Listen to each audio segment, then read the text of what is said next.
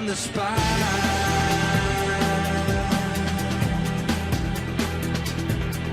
Before the play,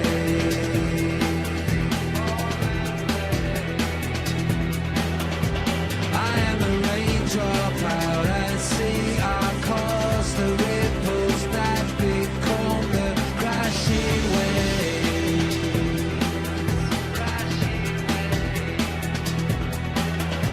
I am the rain,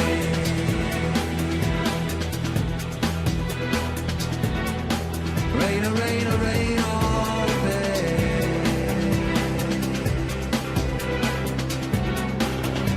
I am the rain.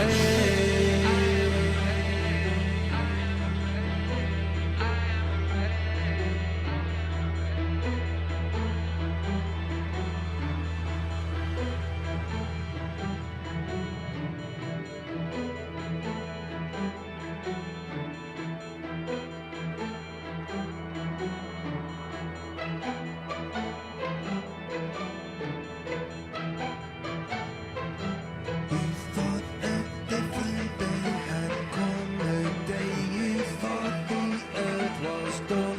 And if you could have said it all, I know you would have said it all. You thought a different day had come, the day you thought the earth was done. And if you could have said it all, I know you would have said it all. I am the rain.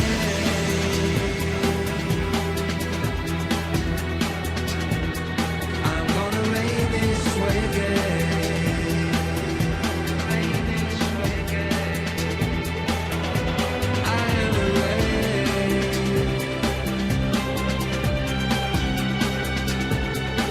Rain all day. Rain all day.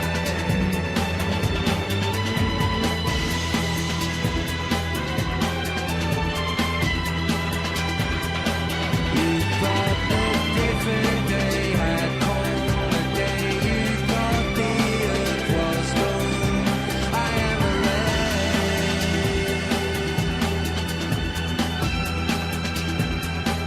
And if you could have said it all, I know you would have said it all.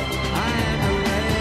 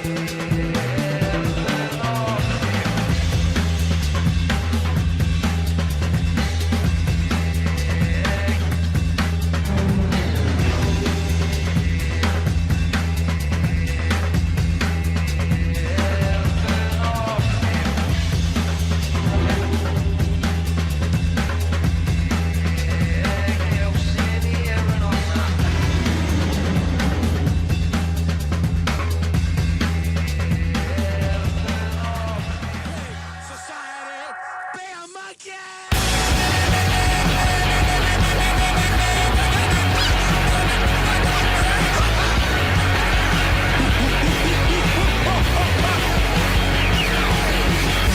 Swing on down to your local jungle where you can hang out. Hang on, little banana. You don't have to worry about no current events.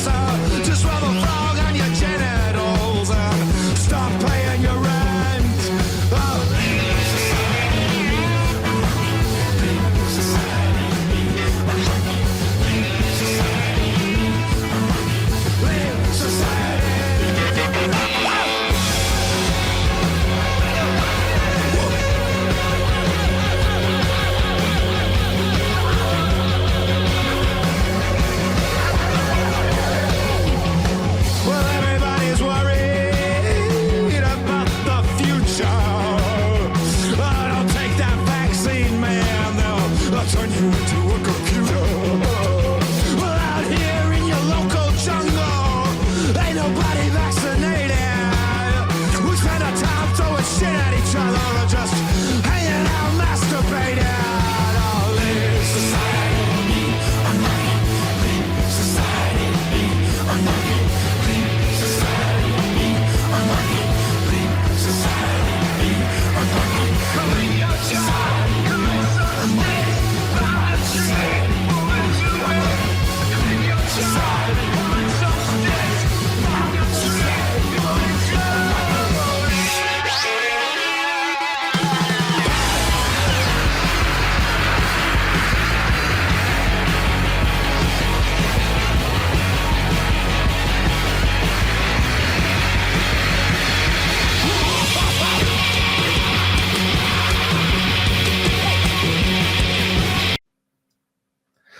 Whoa. Hey, Hey. we're in. How you doing? I was expecting the intro. I guess I didn't put that part in. You fucked up. Do it again. Run it again. We got. I was 20 minutes. just pulling my pants up, and now they're stopped just below the bottom sector of my ass. Yeah, you're in the basement. You're okay. Everyone's staring at me. What? Spilled coffee all over my balls. How's everybody doing? You're expecting a response? Yeah, well, everybody but you. I expect a response from the other fucker here. I'm fine. How are you? Sound effects coming through good? No, I didn't hear anything. Are you using it? Hear that? Yep. Uh-oh. Oh shit. Okay, this is not good. This is not good. Hold on. Emergency. Say something. Hello. Hey guys. Dimes has to get the soundboard going because if you can't do trans dimes, it's just not a show. It's just not the same, you know? Come on. Where's the noise? Bring the noise. You don't know what's going on here. Okay.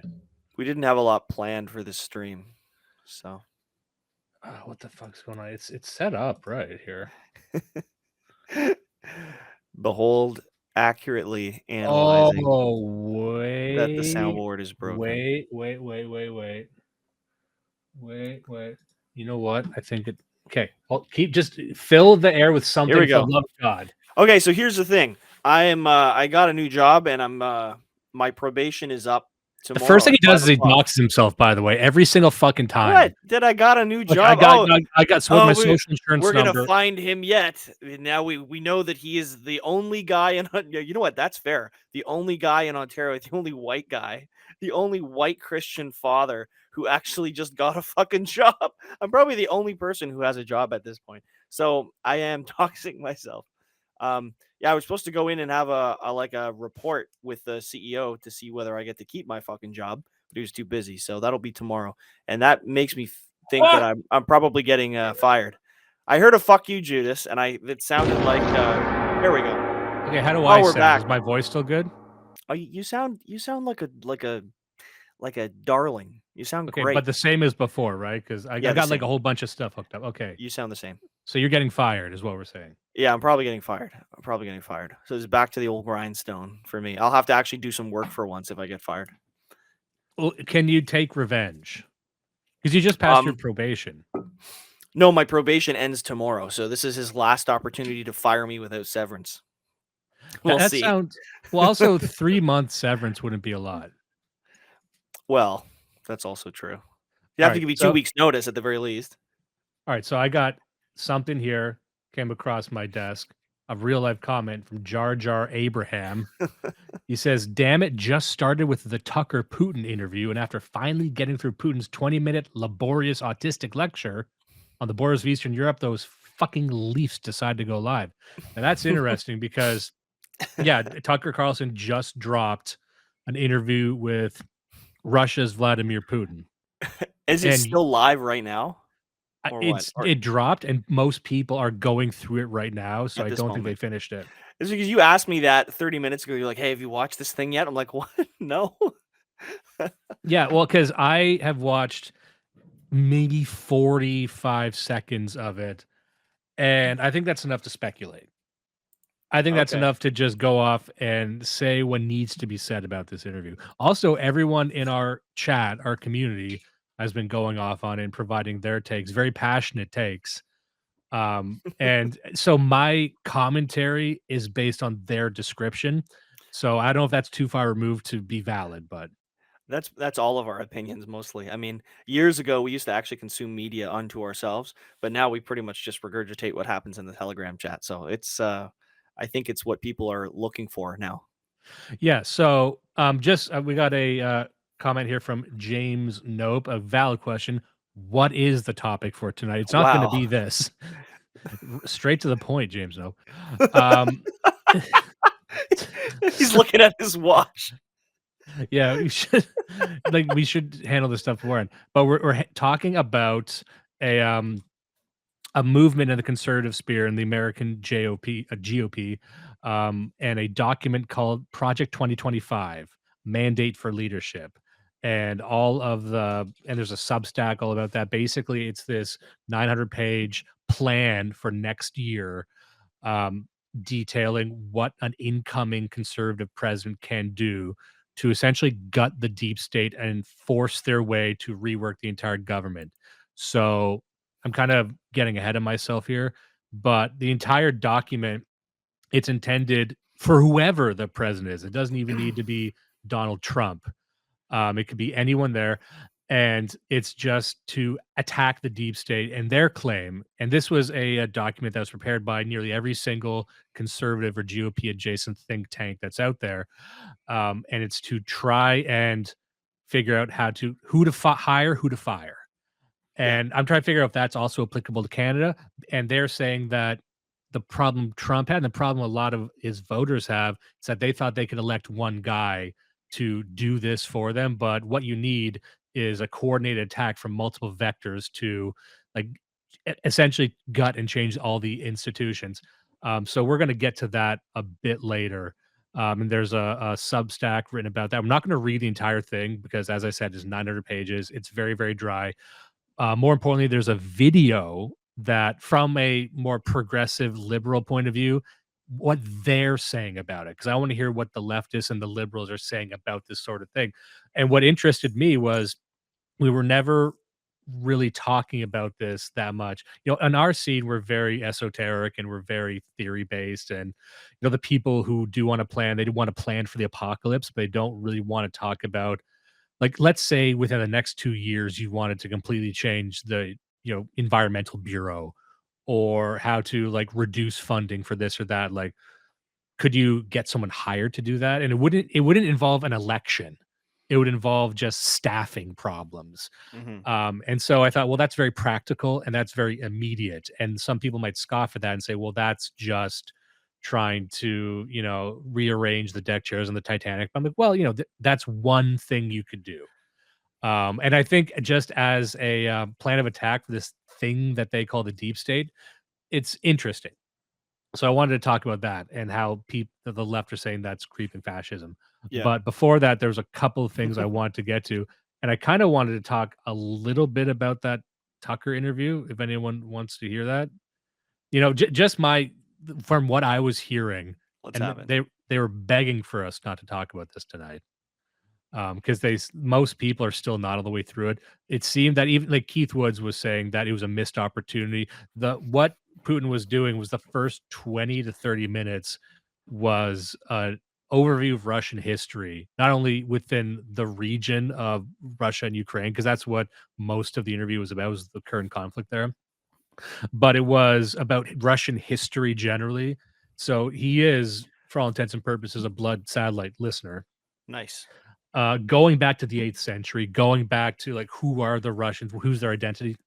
Now, a lot of people, even in our chat, were saying that, well, that's wasted time. That's for the Russian audience.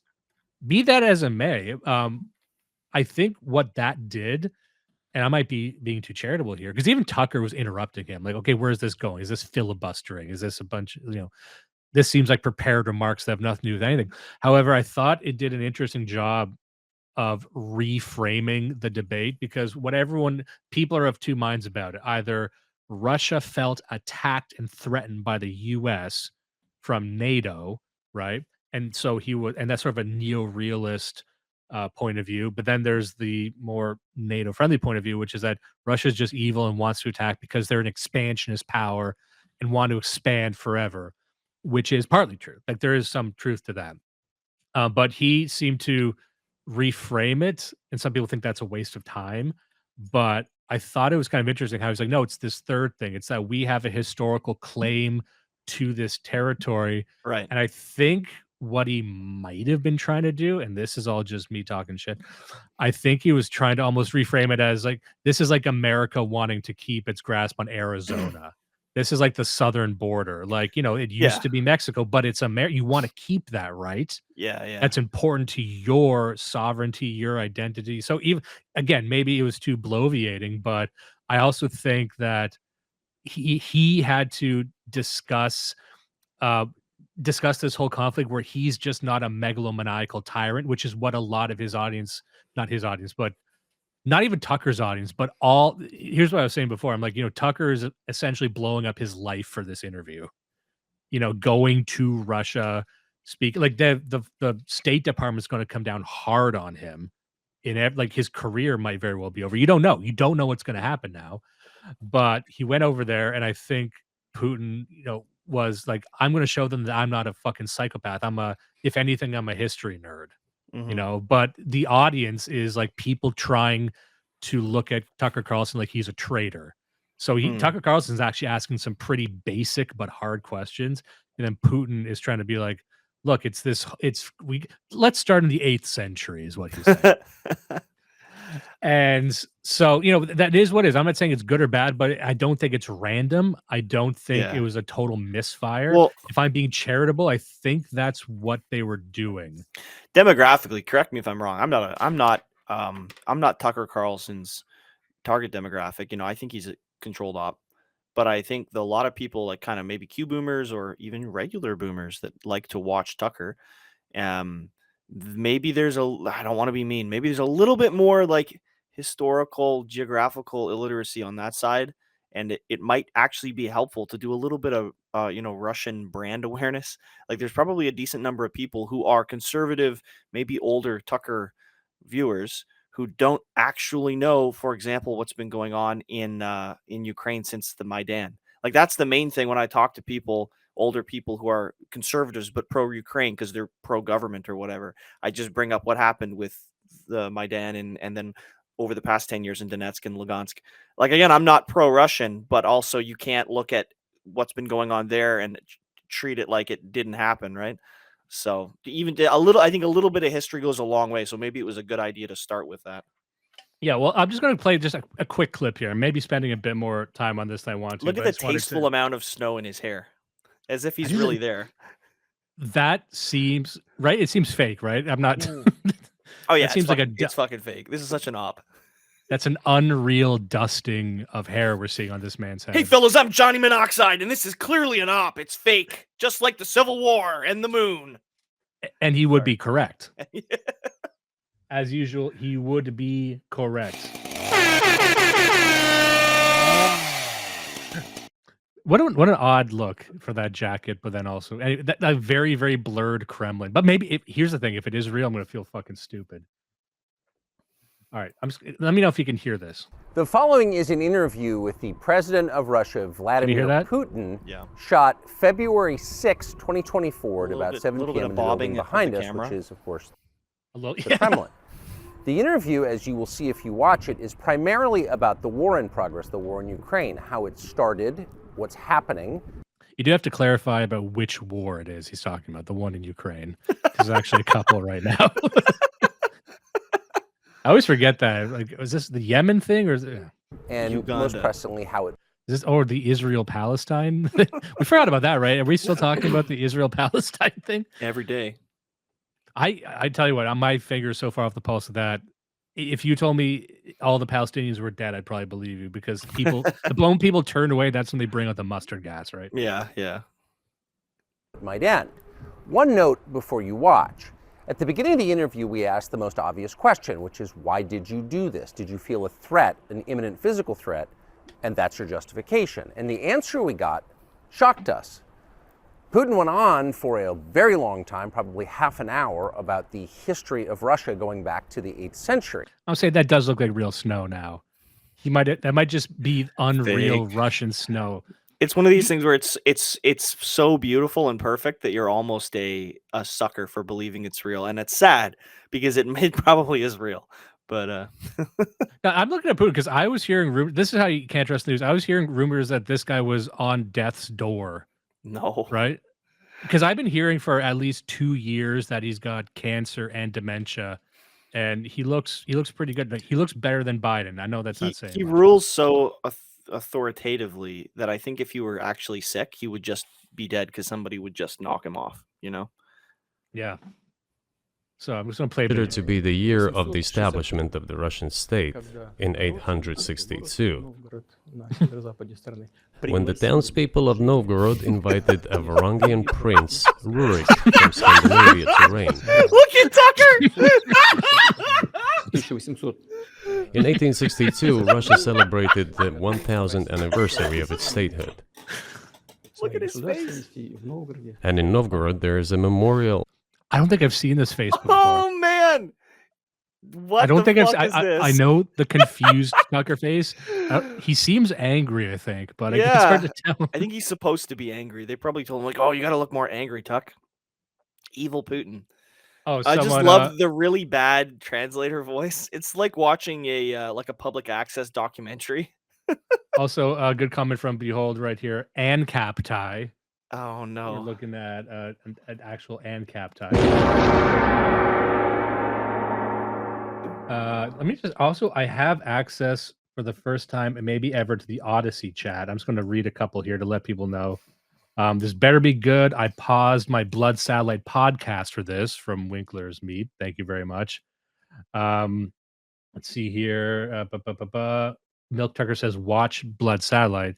The Odyssey ones are always very nice. You ever notice that the Odyssey chat is glowing? They're fellas, YouTube, man. very pointed, very catty. I'd say venomous. I'm going to I'm just going to skip ahead here. A few years later, another union was signed, but this time already in the religious sphere. I'm not going to watch this anymore, but I just wanted to give. I did just want to like give a taste of what we're talking about. It's over 2 hours long, and I don't know, like to me, a lot of people were very highly critical of it, but I don't think it's. Let me see here. I'm going to read a comment from our chat by an individual named Jeff. He's upset because what Putin was saying later on was that the big problem they're trying to solve is Nazis. The Nazis are still there. And this was a point that I believe Keith Woods might have made as well.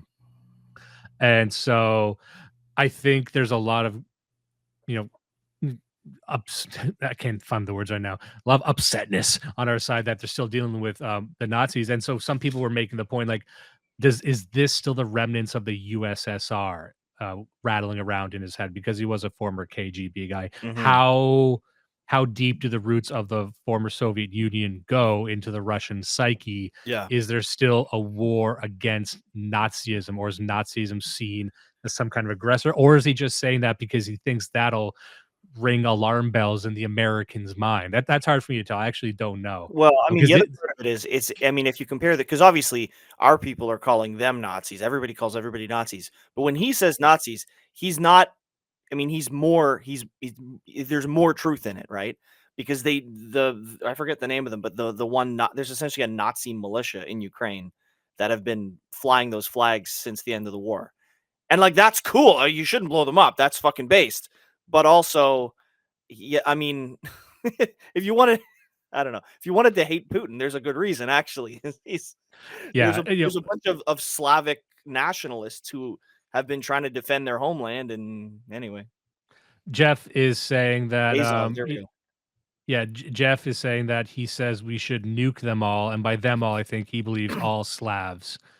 So I don't know how popular that sentiment is amongst the listeners, but I don't know, Jeff. But yeah, anyway, so that's all I'm going to talk about with that. We'll see what happens with Tucker, because I had said before, he seems to be putting his entire career on the line for this. The rumor was that I read was he moved all of his finances into Bitcoin, and there was a significant Bitcoin bump today. Yes. I don't know if that's I know the bump is real. Yesterday. I don't know if he actually did, but The bump was real, but it wasn't that all right. much. It's not any more than you usually get on some dumb fucking news. So Thankfully, Yin is here to remind them, isn't Dimes a Slav? yes, And Nuke Dimes. yeah. Dimes is So what we call a I hyper thought that- Jew because he's half Anglo and half Slav. I think that's unfair. I think that's a mischaracterization of me.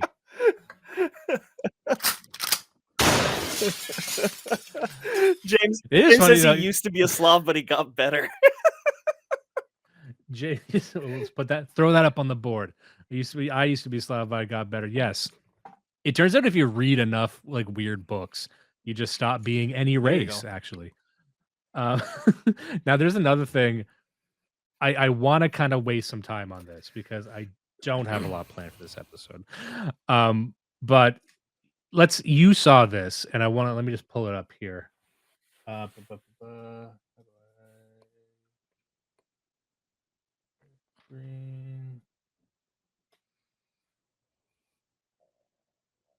right, here. This came across our desk in the chat, and I just wanted to spend some time here to talk about it. This is on Reddit. We're looking at 2X chromosomes, which is where all the sad girls hang out. All the witch types, the SSRI eyes people. And the title we're looking at here is How Many Women See Their Partner's True Colors on Their Wedding Day / Honeymoon. So a lot of people post these things in our chat and say without comment or comment not needed. But there's a lot here. There's a lot going on in this thread. So let me just start by reading it. And I want to get your thoughts on this. So feel free to jump in and feel free. Oh, look, someone here in the chats. Dimes coin is mooning There right you now. go. That's pretty rare. good. Actually, it's not rare. Actually, it's a stable coin. You want a stable coin. You do. Yeah, that's true. So here's go. I just read the article from Elon Musk's first wife from years ago. I don't know who's too many ex-wives writing articles, Yeah. right? Who wants to read that? I remember I read an article by like Bill Burr's girlfriend once on one of those. There's entire sites and periodicals just set up to have like jilted exes write articles. Where she details how awful he was to her and their marriage. Now, notice the word in there, how awful he was, because if it's rape, then you'd say rape. If it's physical abuse, then you'll say physical abuse. If a guy's just awful, it means he like ignored her. So if it's serious, they'll say it. Yeah. Now, there's a moment where he leans over to her during their actual wedding reception as they are dancing. It says something like, I am the alpha now, or something ridiculous. And let me just say this. I believe that. Yeah. I believe he probably said that. I've watched enough interviews with him. He would absolutely say something cringe like that. Yeah, he would say something straight up autistic, probably as a joke. Yeah. Like, you imagine marrying a tech billionaire libertarian who like just says a online guy joke and says, you are my property now. And then her just shocked and mortified face as if she doesn't know this motherfucker. As if he doesn't have like Shirama wardrobe at home or something, right? Yeah. Yeah, I'm just eating enough Rick and Morty to understand this guy. She says it was a shock, and the first time he'd said something. Yeah, bullshit. Here's what I'd like. Also, but here's the thing I'd like to let women know: if a guy says something ridiculous just one time, it might be a joke. Maybe, who knows? But also the idea that she'd never heard him say anything like this. It was either a very, very short courtship process or she's fucking lying. Because if you've seen interviews with him for decades, he's always been a fucking weirdo. This is not only the exact type of joke that he would make, but he's probably been doing this since he was a teenager because he's just an autistic guy. He's a weird guy. So don't act like, I think what it is you were in the honeymoon phase or whatever, where you're not really noticing this. And now the marriage is essentially over and you get to get a little more hard in your analysis. So that's all it is. That's probably most of these cases. Also, here's the next part. I sent it to my mom, and she reminded me that my aunt's boss once told my aunt. Already, this story is like 4 people removed. She's just flexing on her mom that she married Elon Musk. You know, your aunt's boss once had a story about her husband who how did this is not even a story. This barely counts as a daydream at this point. Yeah. On her wedding night, her new husband told her he'd wish she was his ex-partner in that dress, but she was a fitting replacement. The first time he'd realized he was hung up on his ex.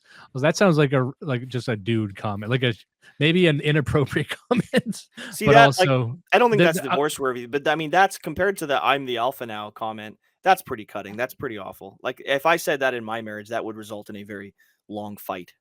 I would never say that that. But the whole "I'm the alpha now" thing, like, that's kind of cringe funny. Like, shut up. you know what? That you know, in that dress, that's a certified second or third wedding comment. That's a guy, if he's divorced and he's like, well, you know, second time's the charm. Yeah. You're Yeah. gonna get a lot of those jokes. See, here's the if you're a wife, if you're married to a divorced man, you get all the dad jokes. I think she interpreted it wrong too. I think she's like, "Oh, this is the moment when I realized he's still obsessed with his ex." No, this is the moment you realize that this wedding doesn't mean anything to him and probably doesn't mean anything to you either, and you're fucking projecting.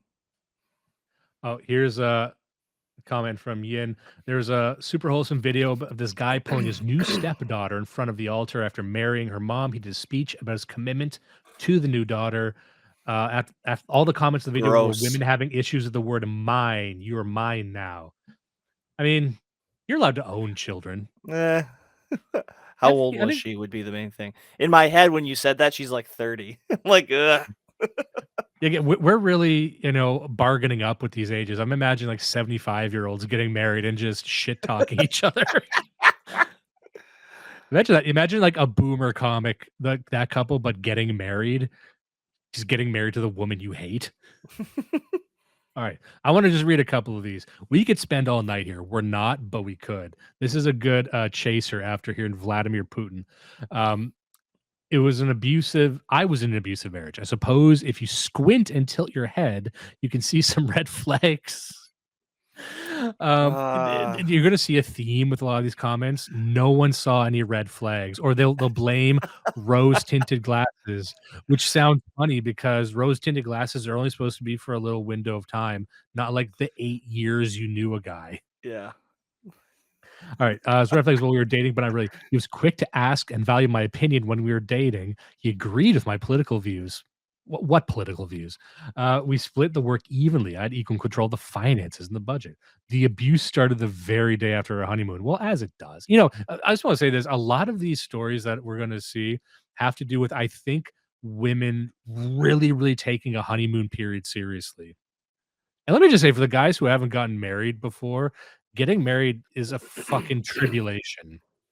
Like, it's Yes. there is like a whirlwind of emotion, but it's a lot of work. You'll have a lot of fights during your wedding, and that's normal because especially if you're the ones doing it, you need to schedule all this shit and pay a bunch of people, and you looking at your finances thinking, "It shouldn't cost this much," but it does, and it's gonna cost more.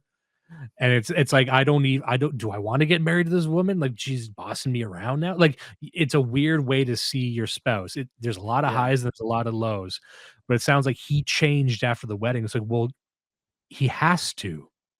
Of course he has to change. Women change after the wedding. Yeah. That's one of the reasons you get married. It's supposed to be a, like, state of affairs, right? What Yeah. do you think about that?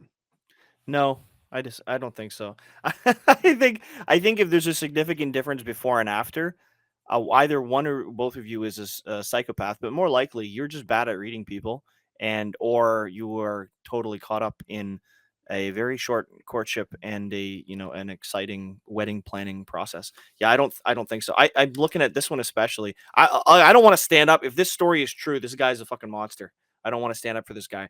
But also, I don't think the story is Okay, true. And even if the story was true, there's no fucking way if a guy actually did all of that that you didn't see that coming a mile away. There's no, and she even said to me, "Well, maybe if I tilted my head, I could have seen the red flags." Fuck you, bitch. You could have seen it. Like, the guy's clearly a psycho, and you wanted to marry a psycho. You know what I mean? And you cash out with the psycho in your arms, and you're like, "Oh fuck, I didn't want this after all. He's gonna abuse me." Like, these are all good points. I'm just trying to give it thank the you. audio it Thanks deserves. for that. Let me just highlight this part here. Does this change your opinion on this man at all? The sexual abuse started that night when he set up a camcorder facing the bed and insisted we have sex daily and record it. Yeah, that's Now, fucking weird. but what if it was for research That's purposes? no. I mean, are we joking? Yeah, we're joking around. It's very funny, but honestly, though, no, that's really fucking weird. Like, why did you get married? I, I don't know. Like, that's some weird shit. I cannot. But also, it seems odd that he would spring that on it And all of a say sudden, like right? get used to it to the and then if no, then let's get divorced, even though we've only been married a week. Like again, if this is true, which I don't think it is, there's no way you didn't see this coming. The sort of person Let that me could just say pull this this. off, you would have 1,000 red flags. Let me just say this. Here's where I'm on the guy's side. Even though I was pregnant, he denied me food. Sometimes you gotta, okay? Maybe Women there's have more to that story because she's saying, "But I wanted my French onion dip." Like maybe you've had a little much. here's Winkler's meat here in the chat. Spousal abuse is a man's reward for putting up with the wedding process. That's a great point. Look, Thank you. I was very stressed during my wedding process, but the stress did not come from my wife. It came from my family, as much my family as hers. So I don't know. Again, look, I don't want to be that much of a dick, but like if you're having a really bad time in your wedding process and your wife's driving your fiance is driving you fucking nuts, you probably shouldn't marry her. To be honest with you, if she's such a pain in the ass, maybe you should find somebody else. Yeah. Let's see here. Here's a weird one. My great great aunt used to have to officiate weddings. She pulled me aside after the rehearsal just to tell me that because of her mobility issues, she wouldn't be able to file the certificate in time. When I asked her about it after the wedding, she said she had been in a marriage with a man who said "I do" really meant "I guess," and his fidelity didn't even last through the honeymoon, if it ever existed at all. See, this is what I noticed is as I was going through these comments, it had little to do with did someone change after the wedding and more like, "Oh, I found out he was cheating on me the whole time," Yeah, which is exactly, bad. exactly. You shouldn't do that. But Again, also there's so many ways to like it's kind of easy to spot guys that are like that. Whether or not you agree with it, it's not it is at least as a guy, it's not a big surprise to me when I find out from somebody that that's happening. Hey, we did get a dono $10 from Milk Trucker in the Odyssey. He says, "Women are so dumb, and so is yawn." so I think I think he might mean yin. I'm sorry, Yen. It was $10. All right, we got one from Need for Sneed in the Odyssey chat. Abusive to women is a total wild card. Typically means bothered me a few times, or he gave me the ick. And again, that's what I noticed as I was reading these. It was a lot of like if it was physical abuse, that's the abuse started. Well, did he hit you? Well, no, it was more emotional. There's a couple here I want to find. Let's see here. There's a specific points of the relationship where an abuser will start to take off his mask. Oh, here we go. Watch this. A dear friend said in the day of her wedding, she saw something die in her new husband's eyes.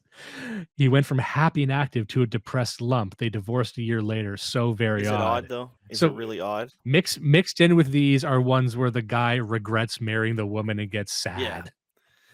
And that's also you'll see. This is what I noticed, that abuse is a very large umbrella Yeah. to these individuals. And there's a whole range of scenarios that lead up to a wedding, right? Like you can be courting someone for 7 years and live with them and have a kid with them and then get married. Or you can be dating somebody on and off for 3 months, never live together, and then go through the wedding process and both of you are weird lumps, and by the time you get married you already hate each other and then you get divorced. Like that's the common thing. And the whole thing about no fault divorce, like obviously it's bad, but the other thing, I think the corollary to that is we kind of need to teach people how to actually find a partner, because I don't know how people are picking. I see people getting married and it's like, what the fuck are you thinking? Why would you marry that person?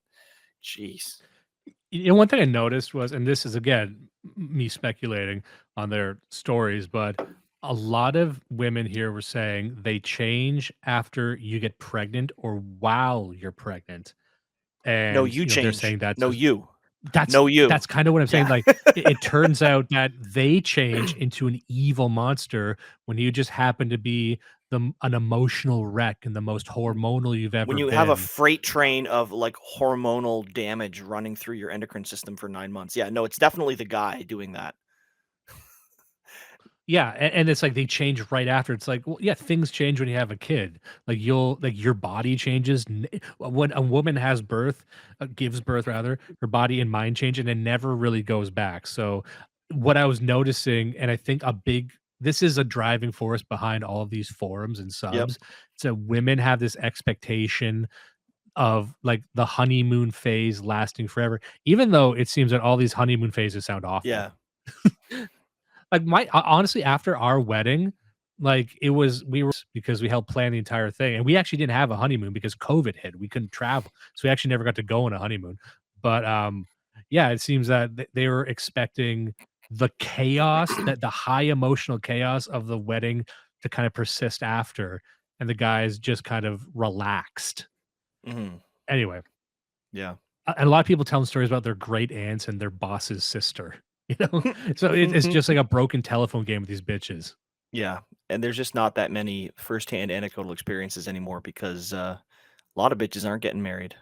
And the examples that they do have are bad because they all have fucking bad marriages. This is a little bit of Schadenfreude because of the number of these women that think they're so clever landing a guy just based on their ass. And it's like, if the only reason he's with you is because of your ass, he's first of all absolutely going to cheat on you. He's probably already cheating on you, and he's definitely going to divorce you in 2 years when your ass isn't as nice to him. Maybe your ass didn't change, but he's going to leave you. Like, that's just the dumb. Like, that's what I'm saying. How do people do that? I know people who are married like this. It's like, oh, we fit perfectly together. Why? Because you're both tens. That's cool and all, but like a guy can pull tens all day. Okay, I don't know. Here's one again that I don't think fit theme. I dated for 9 years before getting married. Been married for 2. And he told me about 10 months, and he'd been chatting and sending nude pics with someone who was now trying to blackmail him. I'm like, that's Nice. bad. That's not him changing after he got married to abuse you. That's Yeah. that's him getting caught in some kind of Also, it's not that bad, and he told you about it because he's essentially apologetic and wants your help. So, like, yeah, guy made a mistake. That's fucking stupid, but yeah. some guys. Hey, have you ever considered that guys send nude photos for non-sexual reasons? And me, no. Have you ever Hey, just Patrick says Judas doesn't know good ass when he sees it. Excuse me, sir.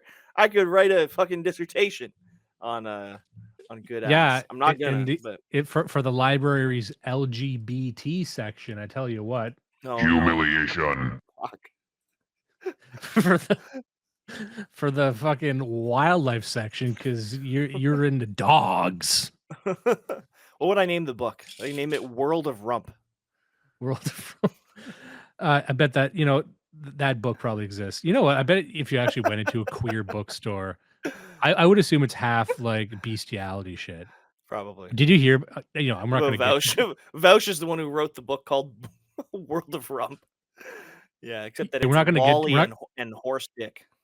We're not even going to show the screenshots because No, it's repulsive. It's We're gonna bad. get in trouble. It's bad. But the internet's Vouch, who's I guess you would call him a leftist streamer. It's hard to pin him down. I'd say he's kind of Marxist progressive. He's gay.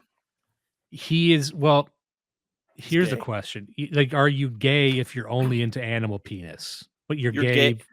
Gay is just being a degenerate to me. I don't give a fuck. If you like True. dogs, you're gay. If you like children, you're gay.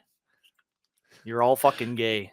You're all gay. Well, honestly, this was the argument I was making before that on a long enough timeline, they do become a smorgasbord of all of that, I think. Yeah, well, like gay is the gateway degeneracy to lead to all of this shit. So gays are insane. Well, it was Ted LaFaro from our chat, who I think is probably active in the chat here.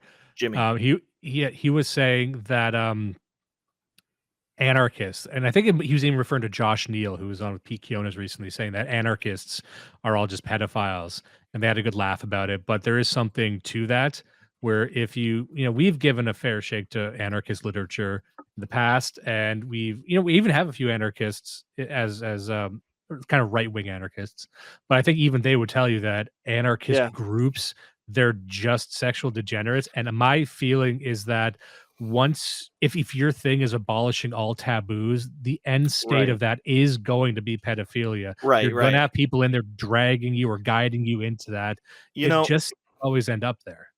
I don't know if you, I don't know if we've ever talked about this in detail, but everybody kind of makes fun of me for being a libtard. What do you call it? A lolbert, right wing ANCAP. But the whole pedo thing is cross political boundaries. Right wing and left wing anarchists have this fucking pedo problem, and it's exactly what you just said. It's if your political system goes outside of taboos, then it of course is going to become a haven for the worst types of degeneracy.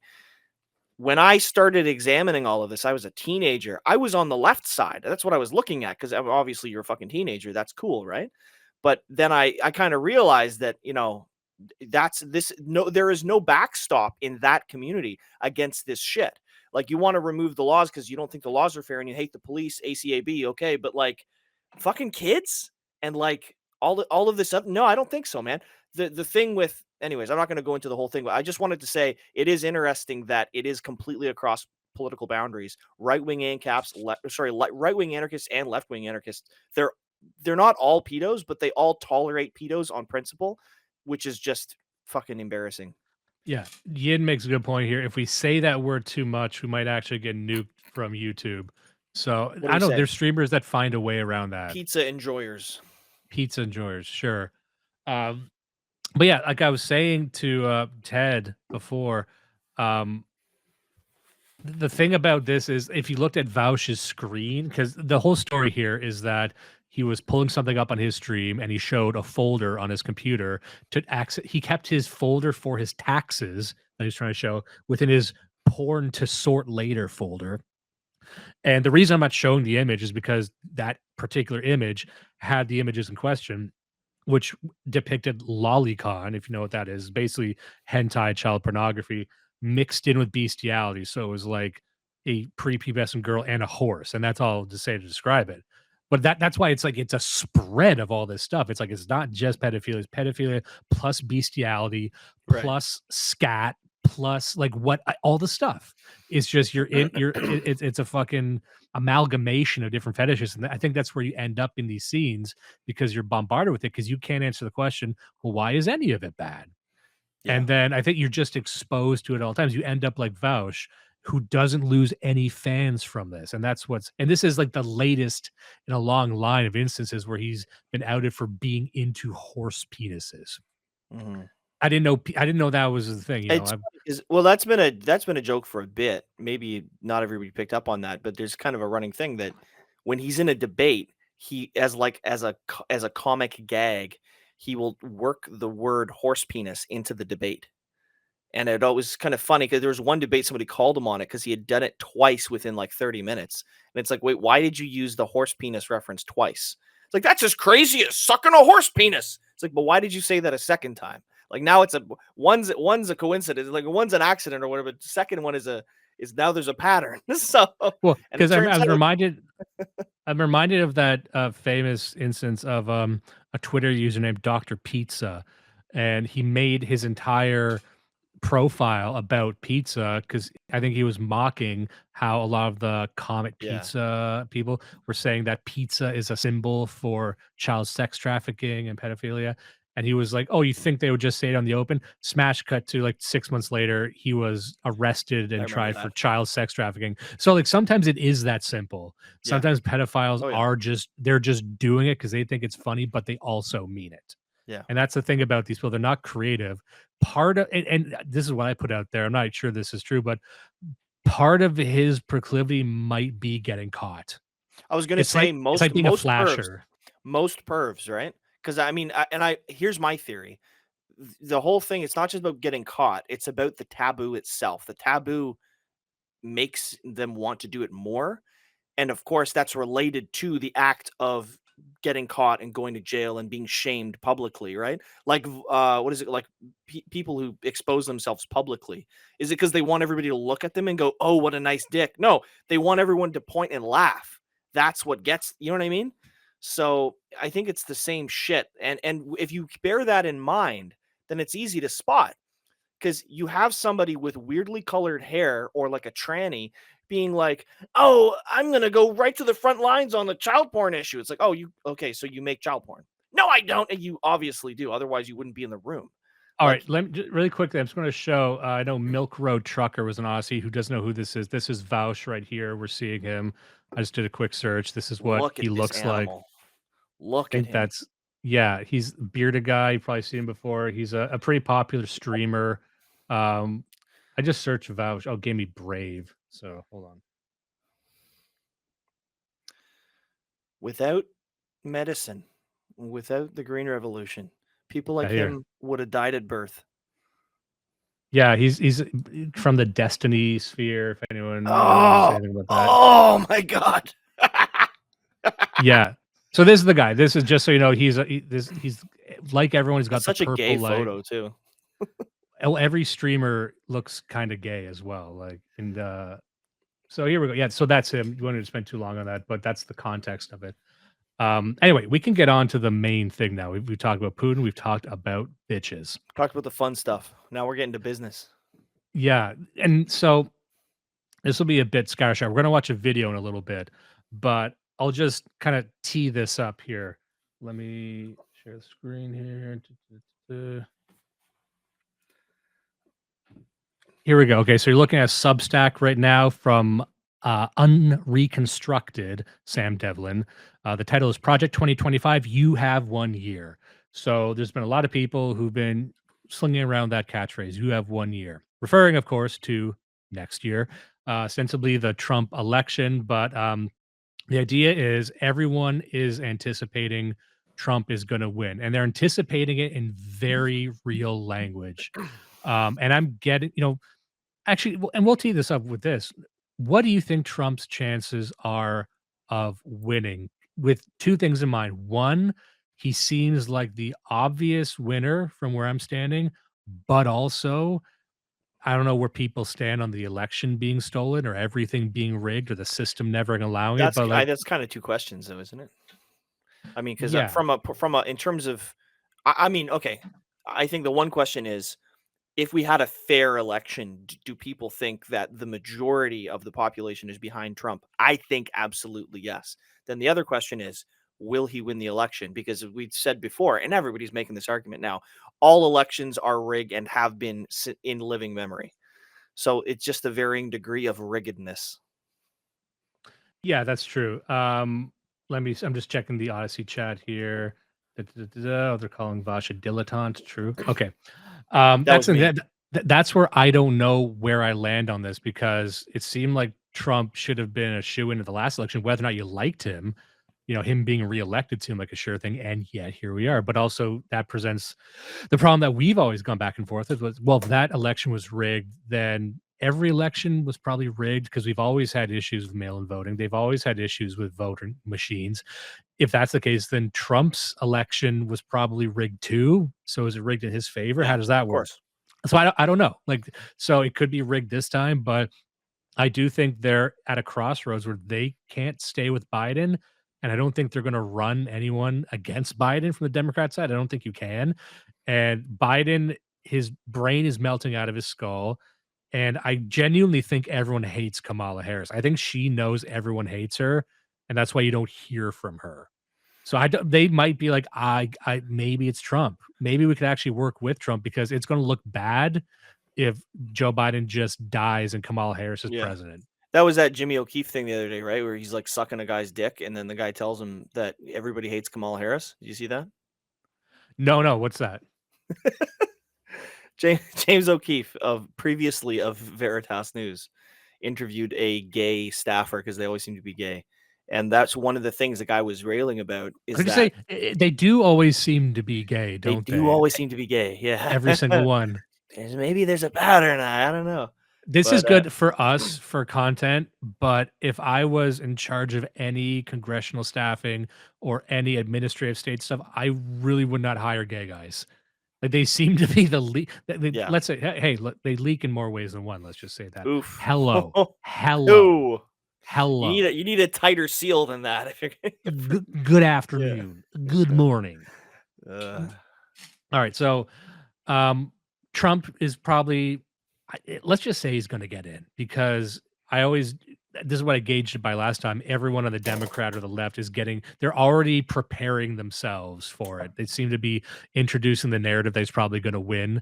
And they're almost resigned to it. And that's what I found interesting. Anyway, so they're talking about, you got 1 year till one of our guys is in, even if it's not Trump, it's some GOP candidate. And just to refresh our point we made earlier, this will sound once again like a tall glass of water, but I do think that this is sort of the last implicit stand of the white vote. And that, again, what do I mean by that?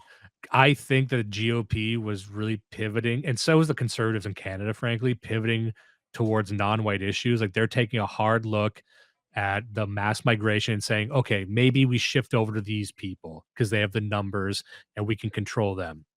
And so with Trump, I'm not saying he's like the white candidate, but I am saying, like, this seems like a last ditch effort to really make the migration issue a banner issue, because it seemed like the GOP, absent Trump, everyone was moving towards, let's try and get the Latinos on board. yeah. Let's actually just fucking forget about white voters or deprioritize them. That's the sense I was getting, especially as boomers begin to shuffle off this mortal coil. Yeah. That, I think that's the calculus that they've been running. So at least with Trump, it's like, maybe this is the last time you can get something like migration reform before that just isn't seen as an issue going forward. What do you think about that? Absolutely.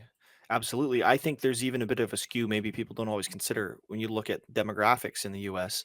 You have a rapidly changing like demographics as far as like per capita, like per head goes, right? But the whites are still the ones that largely are holding the economy up. The whites are the ones that actually have fucking jobs, as bad as they might be, but they're out there working and doing other things. These new browns that have been brought in, especially the illegals, but even the Somalis and, and wherever they are, I forget, fucking Wisconsin or whatever. Oh no, it's Like Minnesota. I think. Minnesota, fucking Dearborn, Minnesota. Yeah. Dearborn, Michigan. That's Or Michigan. Dearborn, Michigan. But Yeah, those yeah, two sorry, places. I think it's like the Afghans and Arabs that are in Dearborn and the Somalis in Minnesota. But regardless, all of these new groups, right? It's not just that there's more of them now, but they live on government dole. So not only are they really, really more political than the average white. The average white might be kind of center right or center. But these Somalis, they're left enough to equal 5 right-wing dudes. The other part of it is they don't fucking work. They live on government dole, so they can afford to spend all of their waking hours campaigning and being part of activist groups and posting bullshit online and making up stories and harassing people at newspapers. Like, it doesn't matter that even though technically we're still a majority, I honestly think, like, de facto, in terms of the power of the population, the way that all of these things interlink, the demography and the economics and, all of these things together actually put them at an advantage in terms of power. And I think that's what we're already seeing. So, I mean, Advantage in what way would you say? well, like I said, if you've got in a given town, it's 50% white and it's 10% Somali.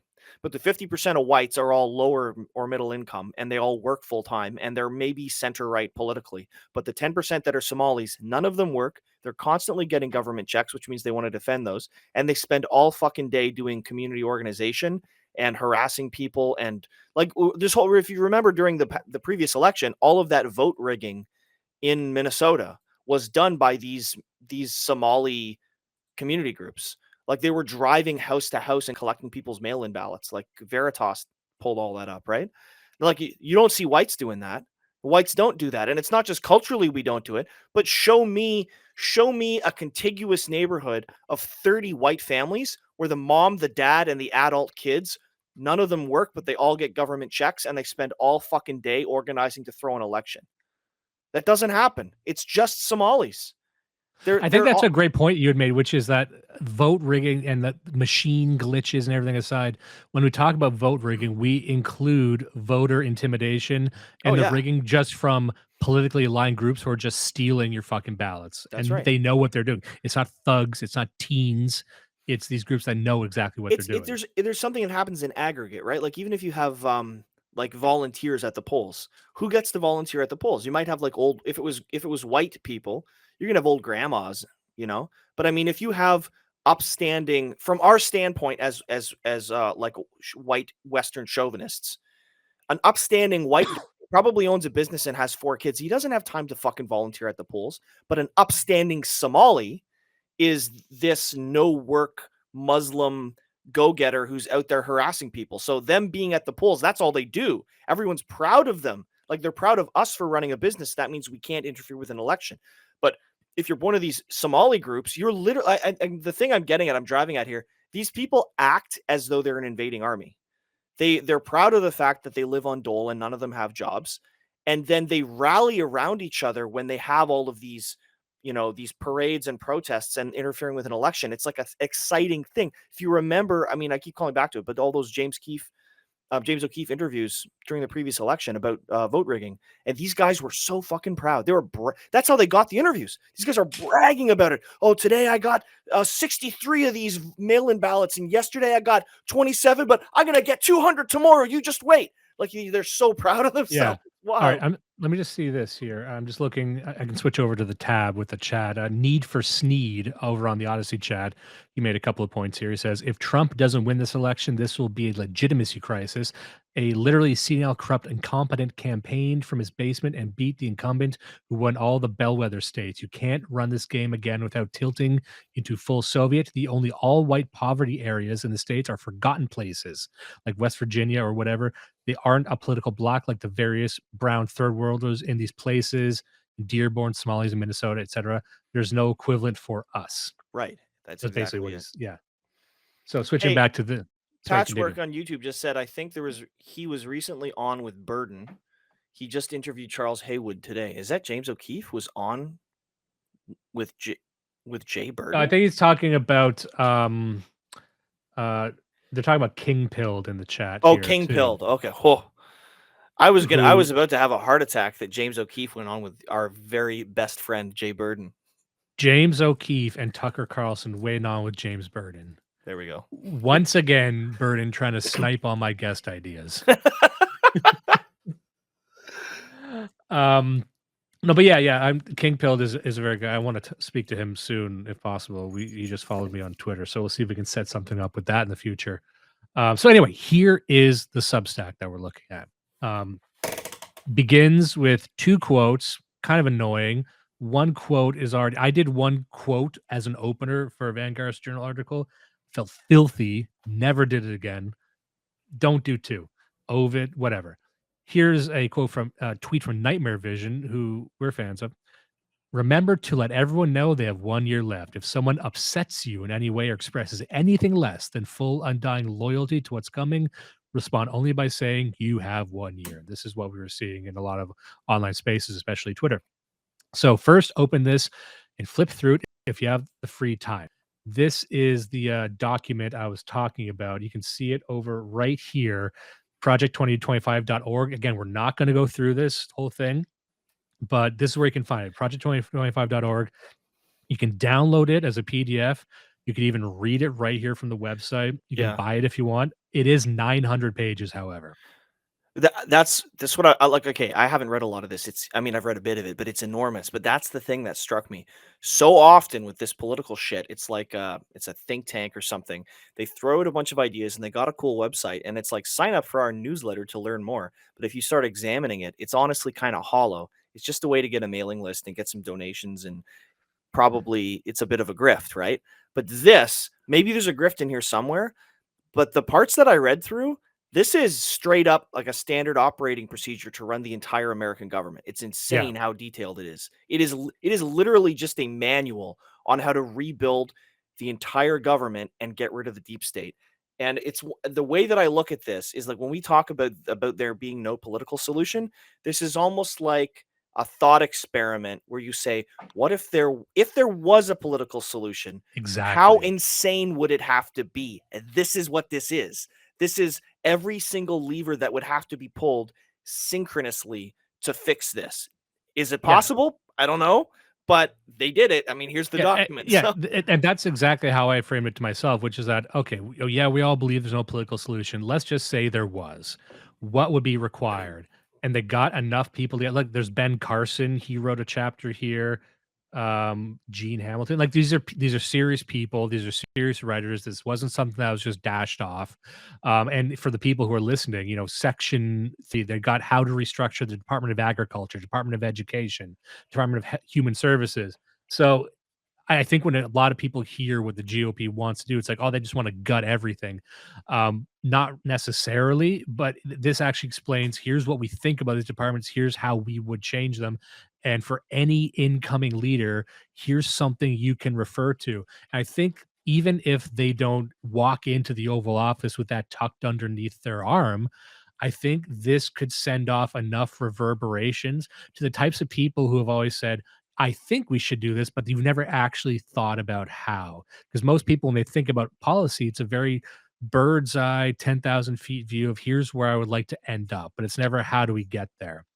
And it's never, and this is what we always talk, my good friend Sean Weiland and many others, they always talk about the managerial elite or the managerial class, which is a real class. But we always talk about something that we hate or something that emerged in James Burnham books, right? But it's also like, okay, the managerial elite exists, the bureaucracy, or if you want to reframe this for a leftist, just say the organs of the state, the organs of power, then the light bulb will go up over their head, right? Just say, well, what if we just hired different people for those?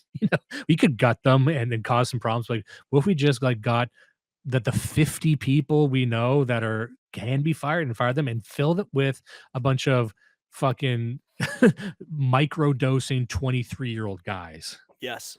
That's basically it. Like hire our guys, get our guys in these jobs. And again, you could scoff at that and say the entire system must collapse. I agree to a certain extent, but if there is a political solution, I think this is a good schematic. And that, for me, for all the books that we've read, I never had seen something explained so plainly before. Yeah. And that's what I liked about it. Just I'm doing this thing where I just repeat what you say and I take it for me. So I said it now. That's what I said. I forget if somebody shared in the chat or if it's on this webpage, but they were going through what happened in Trump's presidency, where at the beginning, and not in every case, but in a number of cases, he got the authority to take people out. And he just went like with a list of names, like a whole department, fired them all. And then he just started picking heads out of the private sector, mostly young people. And it's some of them, and the story was like, some of these people, they didn't turn out. They have no experience. They don't know what they're doing.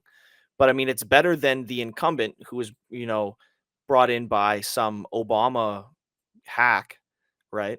And Yeah. it's better to have a bunch of fresh faces who are at least nominally on board with your movement than to have whoever the fuck was there. Like, the point is, you don't even need to know who that person is. They're fired. I don't care. Maybe you're on our side. I don't care. You're fired. You've been there more than 18 months. You're fired. You're all fired. And we're just all fired. It's not the worst thing in the world. Yeah, you I'm get gonna a bring in who am I gonna, I don't know. whatever. Bring my cousin. I'm gonna literally pick someone off the fucking street. I don't care. Anybody. And if that causes the whole department to collapse in flames, cool. I mean, it's better than it actively undermining me. So Hey, I'm going to staff the Department of Education with guys who have never been to college. Cool. Perfect. Yeah. What about it? I think we have that already, to be honest with you. Well, we started doing the DEI, hiring, immigrants and women. It's like, well, yeah, you get it. So just scrolling down here, you're seeing how some of the other sites and news outlets have picked it up. Project 2025, a plan to dismantle U.S. climate policy for the next Republican president. Right-wing groups penned a conservative wish list of proposals. And you're seeing right here a typical leftist meme. You can tell it's optimized very poorly on purpose because something is funny when it looks like shit. It's a SpongeBob meme. I'm saying this for the audience at home listening. SpongeBob meme, and it's a whole block of text right here. Why do they saying do this? that calling it because you'll hear this described as a military coup, fascist. This whole thing is fascist, right? Of course. I'm just trying to scroll down here, and this is a couple of other tweets. A lot of tweets pulled from this, and I got some feelings about that, but I like these tweets, so it's okay. From BookCat right here. Just think how lucky multinational corporations are that leftists started sodomizing each other instead of organizing steel workers.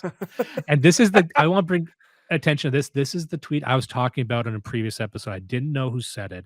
I'm giving them the credit here. This is Nightcore Fan Some 86. fucking femboy. If his oh man. All anime looks the same to me. I can't tell. You know what I mean? Jen's, that sounds like a trans name. Yeah. You gotta check who you're screen. Book Cat. I don't know. That could go either way. I'm seeing a Pusheen here. My confidence that there's no trannies in this Substack article has plummeted. Mm-hmm. But I'm going to read the It's a tweet anyway. battlefield out there. Winkler's Meat. Jens is a Swedish name, so definitely trans. Trans Muslim. If you call yourself leftist, you can get away with embracing non-socialist economic positions and won't be kicked to the club by your peers. You cannot get away with not affirming black worship, trannyism, and replacement migration. Therefore, that is what leftism is. This is a system is what it does. We talked about this before. Right. I'm trying to skip the just scrolling down here. A short history on the deep state. References to a deep state as a concept in political science or folklore can be traced back to either Ataturk's Turkey or Ernst Frankel's characterization of the Nazi regime. In America, the deep state is just all of the unelected guys who outlast those who nominate them to their positions. Project 2025 targets America's overgrown civil service, the progressive replacement for the spoiled. This cast of mandarins quickly mutated from a cadre of impersonal administrators into the Byzantine enclave of insubordinate traitors we know today. Very NRX phrasing, very bombastic. That's what you're going to get with this group. Yeah. I'm hearing a lot of mandarins. I'm hearing about the Byzantines. Not sure how that plays outside of Twitter guys, but let's run with it. Okay. maybe bitches are all about the Byzantines now. Scrolling down, I don't like a lot of quotes. I don't like articles of Substacks where like a huge chunk of it is a quote right here. I want you to curate your quotes more. Were you gonna let another man write on your Substack? Are you a cuck? Well, is having slaves a cuck thing to do? I ask you. Seriously. Fuck. Shit. You're gonna let another man pick your cotton, you fucking cuck? You're gonna have another man sit in the sweat box. I like that you have a plantation owner getting pissed off because he's not getting all the punishments for the slaves. Landlords are cucks because they let somebody else live in an apartment that they own. You're gonna let another man pour drain down the sink and ruin your pipes because you raised your rent. Gay. You gonna let another man take a whipping for looking sideways at your wife? Fucking that's queer. your job. You're supposed to look sideways at your wife and get whipped. All right. The Red Decade, as Lyons calls it, maintains murky and misrepresented in the public mind. We will revisit it as McCarthy scandal in another post. See, I got led down a wrong thing there. I don't like people referring to other posts either. Genuine Trumpists, filtered out by the Republican apparatchiks running the big man's transition team, snuck into the administration through Ben Carson's Department of Housing and Urban Development. The globalist career bureaucrats across both parties can be outmaneuvered by you and your friends, so long as you act judiciously. And I like that phrasing, you and your friends, because it encourages people to get like a few of their guys together and figure out how to get hired. Now, this wouldn't be for everyone, but I know a few guys in our scene who are a bit more aligned with the mainstream political establishment. They went to the right schools.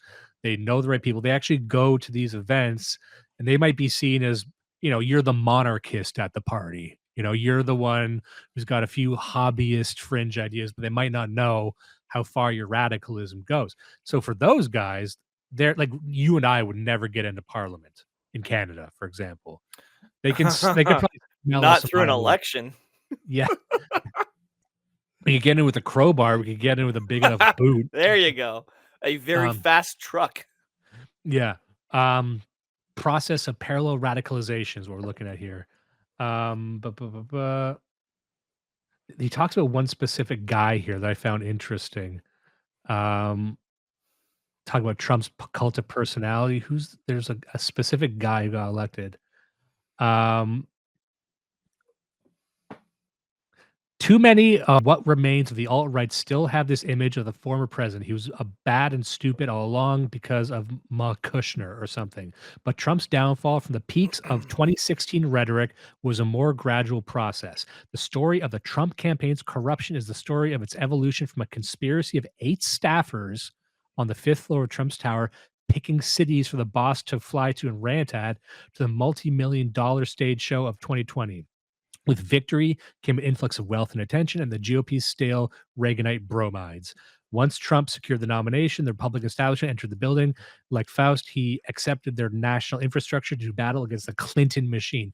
And this is another thing that Trump was supposed to have done, which is he thought he could just swing in on a vine and firmly make the deals with people. And he was blindsided by how no one wanted to do deals with him. Again, some people just think Trump was compromised the entire time. For the record, I'm not a Trump guy. I don't even think he has it in him to be the guy we want him to be.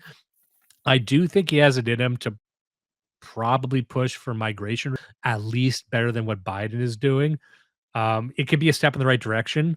I think what it signals would once again be the relevance of the white vote and a distinctly white issue. I think them trying to make mass migration a non-white issue hasn't worked. I don't think it's really worked with Latinos. I don't really think it's worked with black people. You still see them beating the drum, trying to gather the black vote around migration reform. I don't think it's working. And then forget it with Muslims, forget it with Indians, forget it with any non-white. So mass migration as an issue is a white American issue. So if he's pushing that issue, that seems to be one of the only explicitly white issues on the ticket. So can he do that? Perhaps. If that's his main thing. And I think now more than ever, he probably could because it's in the news so much. But you know, I would rather they not try to make this an issue for a multi-ethnic, multicultural American issue. It's very difficult to make immigration reform a multicultural issue. I don't think they can do it. So I'll also note that the GOP autopilot is, although far from what we want, a marked improvement over the rest of the politics post FDR. Meet John McEntee. This is the guy I was talking about.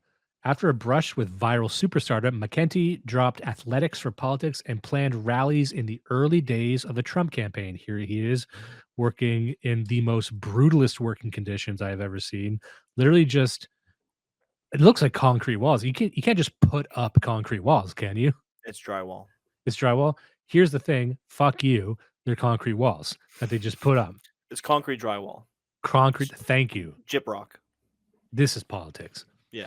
In the words of the Anon who pointed him out to me, he quit his job to volunteer for the campaign at a time when Trump was supported by no one aside from from anonymous Twitter racists. Though he was drummed out of the White House for a gambling problem, I like this guy already. This guy quits his job, works for free, gambling problem. Bet he vapes. Bet he's getting pussy in cars. Bet he's like driving a self-driving Tesla wrong. I love it. McEntee made his way back in January 2020, reeling from the colossal waste of time that was his first impeachment. Trump trained his sights on many enemies in the administrative state, now unmasking themselves. McEntee, a day one loyalist, was called out of the wilderness and put in charge of the Office of Presidential Personnel. This gave him the power to hire, promote, and reassign the president's 4,000 political appointees. McEntee introduced political loyalty tests, asking bureaucrats what they agreed with on his platform and how they plan to implement it. This will return in 2025. And they're calling this in the press like a Maoist sort of thing. Here's a picture here of Trump as Mao. You know, what if Trump was Chinese? They won't ask what if Trump was black. Now, here we go. Here's a quote from someone, couldn't tell you. In both attitude and mission, they were Trumpian version of the Red Guard youth of Mao's Cultural Revolution. They also seem to be another requirement. One senior White House official told me McKenty had hired the most beautiful 20-year-old girls he could find and guys who would be absolutely no threat to Johnny and going after those girls. Some inside the White House called McKenty's staff the Rockettes and the Dungeons and Dragons group. And in fact, one of McKenty's assistants had performed at the Radio City Rockettes. So he hired a bunch of hoes with the Riz, and he hired a bunch of theory guys. That sounds like a fucking dream staff to me. So the reason I share this, like, we're going, it A seems dream political staff, just not if you want to get any real work done. But yeah, if you want to win hearts and minds, then yeah, that's the way to do it. Yeah, so I won't read the whole thing. It's a very, very long piece. You can see it here. A lot of screenshots, a lot of discussion. It's basically talking about why they're doing this in plain words. Because if you just read the mandate for leadership, it's pretty dry. Like for here, Section 1, taking the reins of government, America's bicentennial, which culminated in July 4th, 1976. Like a lot of this, I'm not going to go to that. Don't worry. But we are going to go into some other things, specifically a video that was released because I wanted to see what the other side's talking about, what the leftists, what the progressives, the liberals are saying. Because for us, this just seems like sensible politics. This just seems like, well, for the first time, let's try doing this. Let's do this correctly, but in a radical way. Yeah. There is a political solution without a vote. Okay, interesting. Tell me more. I at least want to hear more. To the left, from what I've seen, this is a fascist takeover because we're not supposed to know how to do this. We're supposed to think of like a Superman's going to make everything better, not like get your crazy friends to be the government, which you can do, because I do think there's a competency crisis within the government hiring process right now.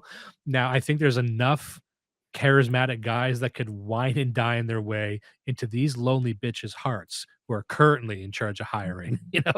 You can get in there. You just need to learn everything you can about what just dropped on Netflix. From any lady HR representative, get really into whatever just dropped on Netflix, because whatever it is, they are watching it right now. Yeah. That's if they're white. If they're black, I can't help you. I can't help you with what black women do in their spare time. Lonely white women, I got you. I'm your guy. I'll tell you what to do. Sorry, what were you going to say? Could you offer them a treat if you had a black woman HR? Could you go in and just very blatantly bring like 3 tubs of coconut oil and some coupons and be like, "Do you want these? I just had extra. I thought I would bring them in. This is for you. I got more with," like, you know what I mean? Like, I feel like the guile has got to be, it's not even guile. You can just be right up with it. I don't know. I don't think I've ever spoken to a black woman in my life. Judas walk in with a box of dildos. I What wasn't do going to black finish women like? these. I can't finish these. I can't finish these. I got extra. Oh man. They fucked up my order. They gave me extra. Do you want these? Give me extra. At the drive-through dildo shop. We have a little case of whoopsie for them, yippee for me, but I can't finish all these. So just a quick sidebar here. You're walking by his desk and they've got a dildo on the desk and you're like, "Hey, you gonna eat that? You gonna finish that?"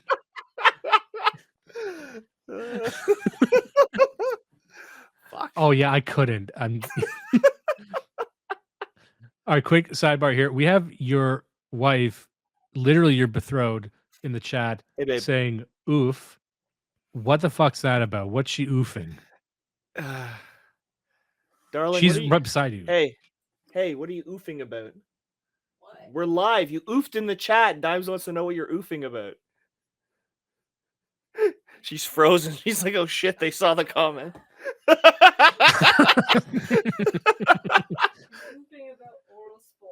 About Aura's post? Aura's post says, "Cool pick, Judas. Also, you're gay." Oh fuck. Oh no. That's what it was. I put this through Midjourney earlier. I was trying to do Karl Brulyov, who's a Russian romanticist painter, but also with Trailer Park Boys. So that's what you get. It's Started pretty gay, Russian ended not as romanticist gay. Trailer Park Boys. That's what it is. It's kind of over. Nice. Black women, Or's post here with a good idea. B women watch BET. I wonder if that's just a white thing. Like, do we think black people watch BET? They might not. Us in this chat right now talking about black women is like future archaeologists trying to figure out if what the fuck was going on in the year 2024. Can I tell you what black women watch? Actually, because I do know, because I'm probably the only guy in our scene that actually knows what black people are up to. Black women are watching Club Shay Shay. They're watching the recent interview on Club Shay Shay with Monique. I think that's what all black women are watching right now. And that's going to mean nothing to you. That's just a bunch of sounds I just made with my mouth. You don't know what are those people or those cities? What is that? I'm just letting you say know. the words. Club Shay Shay. Yeah. So don't let her see your cue cards when you go in there. Basically, it's this like a former. I don't watch football, but it's like a former football player who did like a talk show, right? And he got really big because he had Cat Williams on recently, and Cat Williams was just calling out all kinds of black comedians, and now he's become the hot spot for like aggrieved black celebrities to speak quote unquote the truth.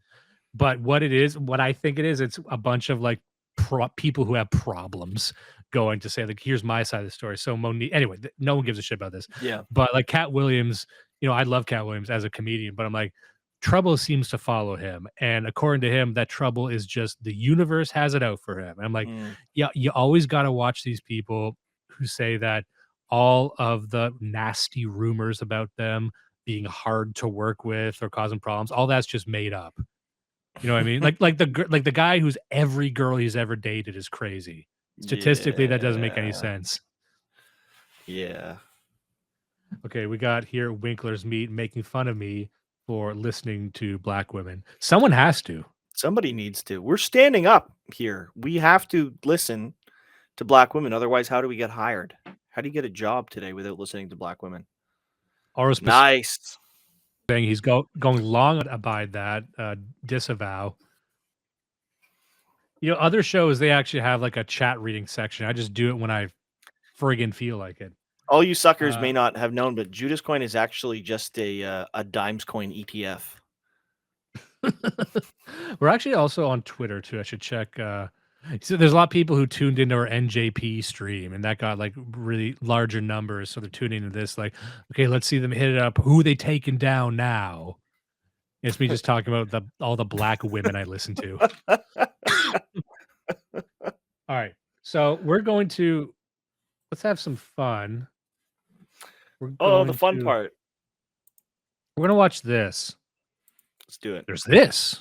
Nice. Hello.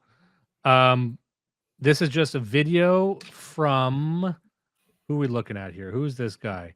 Second Thought. 1.69 million subscribers. He ain't a nobody. I don't know this guy. Let's just have a look at the comments. Let's lead in with some comments. Let's get a palate cleanser from the last thing. We've heard the good side of what we're trying to accomplish. Let's hear what other people think. From Kodiak Fneard, when fascism comes to America, it'll be wrapped in a flag and carrying a cross. From Sinclair Lewis, don't know who that is. Sounds like a Jewish playwright, I'm going to guess. Here's one from Nathaniel 5960. The conservative argument, if you don't like it here, leave, is starting to look pretty tempting to me. Here we go. After reviewing my options, I'm convinced my fate is to end up as a statistic in a history book. This guy senses a Holocaust coming. Allowing conservatives to LARP as libertarians is one of the biggest mistakes humanity has ever made. A lot of words there I'm not sure that they understand. Here we go. Hey, Swiss. As a Swiss person, always perplexed how some Americans see their constitution like a holy text that shouldn't change. Well, yeah, that is what this is actually going to come up in the video because I skimmed it before I watched it. You're going to hear a lot of people say, why do you guys care so much about the Constitution? Again, I'm not an American. So let me also add that a little asterisk to everything we're saying. We're Canadian, both Judas and I. what the fuck do we know, right? A couple of Canadians talking about an American thing. I'm trying to figure out how this can apply to Canadian politics because I do think it does. And I do think Canadian politics is such a mess. You probably could make a play at this right now. You could probably get a lot of People's Party of Canada people in the Conservative Party. I don't think Pierre Poilievre knows what's going on. I don't think he knows what he's doing. I think their hands are on the wheel, but they're blindfolded. As someone who is not from the USA, I think this goes against basic human rights. I hope this will never be executed. So they're saying that this plan to get your guys hired goes against human rights. Anyway, you detect something that they always do, which is like, I don't know what this is, but this feels like it goes against human rights. Well, it goes against you. It's this whole thing about like, if you, I don't know, I don't want to get into a whole thing, but the idea that without having any other structure to evaluate the world, anybody who disagrees with you is like a mortal enemy. Like they must be instantly anti-human rights. They're Hitler. If you're on our side, it's like, well, you're Satan and you're a communist. And it's like you don't have any like rubric for analyzing why this person is against you and why. It's just, you disagree with me? It's fascism. Also, let me also state this for the record. I don't detect any of these individuals who are involved in the writing of this document. I don't detect that they want to do anything extreme. I do. Let's be straight. Like if I were in charge of this, I certainly would. I would deport all kinds of motherfuckers.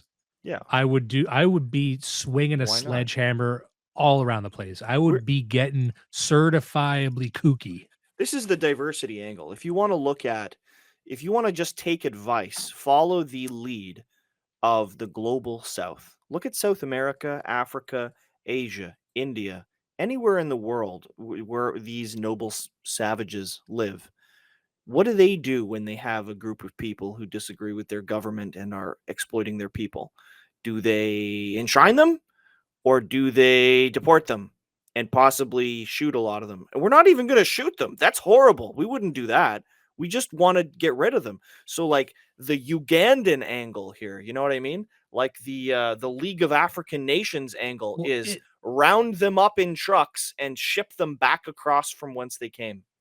Well, also, if it were up to me, and this is where you get pissed off at me, I'm sure, is that I would take the modern monetary theory angle. I would say I'm going to open the credit spigots over quantum computing and renewable, like all the new developing tech, and I would give infinite credit to them, and I would just abolish the welfare state. And I'm just going to look away for 5 years, and whatever happens, happens. I'm going to make every mayor president of the state. Like, I'm just going to leave it up to you. I don't want to rehash the whole fight, but I just want to point out that is the welfare state. It's just instead of for N-word, it's for quantum computing scientists. Yes, welfare for quantum computing scientists, I think, is substantially better than N people. Punching meal tickets for CERN in Switzerland. Essentially. And those guys are easy to keep happy. You ever tried to like feed a scientist? They eat like fucking granola and shit. Hot Cheetos. If you give like the welfare state that all that consumer spending, nerds don't do that. They need very little to be happy. This is a good deal no matter how you slice it. We're not going to do this over. They're going to put it all into shitty crypto pump and dump schemes. Yeah. Nerds do suck, don't they?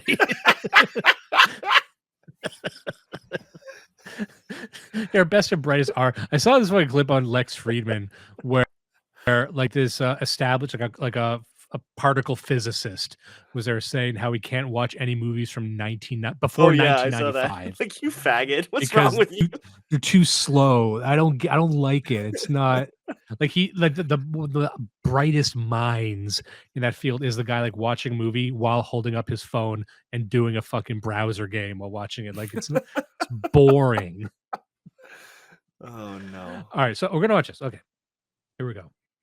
Mandate for Leadership, the Conservative Promise, the New Fascist Playbook is the title. Give the president vastly more power, destroy bureaucracy, root out woke propaganda, appoint vetted far-right freedom fighters at every level of government, and have it all ready to implement the day the next conservative president is elected. which they assume will be 2025, hence the name. Despite Trump obviously being the favorite, the plan is not dependent on any particular candidate winning, but can be implemented with any figurehead at the... Oh, shit. Can you smell the Cheetos? On him? Yeah, we haven't seen this guy yet, but I'm not liking what I'm hearing from this voice. Although Also, Trump is the favorite, it's not why is it- dependent on any particular candidate. This episode is made possible. The man who's so confident Republican in the Senate. Yeah. Okay, here we go. Fucking gay. And of course, the God Emperor himself, the man who's so confident that he won't even show up That's for not debates, Trump. Who the Donald fuck is Trump. that? That looks like a Who is young that? Joe Biden. That's a young Joe what Biden. The fuck? Did they pull some AI shit for the? Like, just get a picture of Trump. Who the fuck is that guy? The audacity of getting a different guy. It's not even Trump. It's just a different orange guy. Because every time you see these videos, I think when you see good production value on these videos, you're thinking, oh, a team must have done this. No.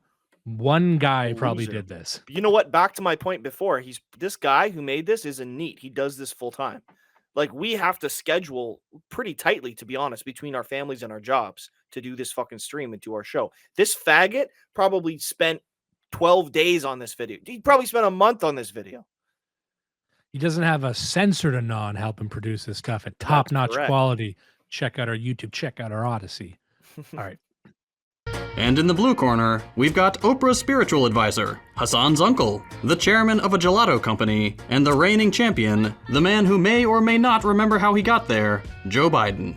Yes, it's... So again, this is the narrative that's sweeping the nation, that even Joe Biden sucks. No one likes Joe Biden. And I don't know if you saw this recently. I tried to confirm this, but I wasn't able to. He apparently, during a speech, mentioned he had recently met a French president who hasn't been president in like 30 years or something, or died recently. Wow.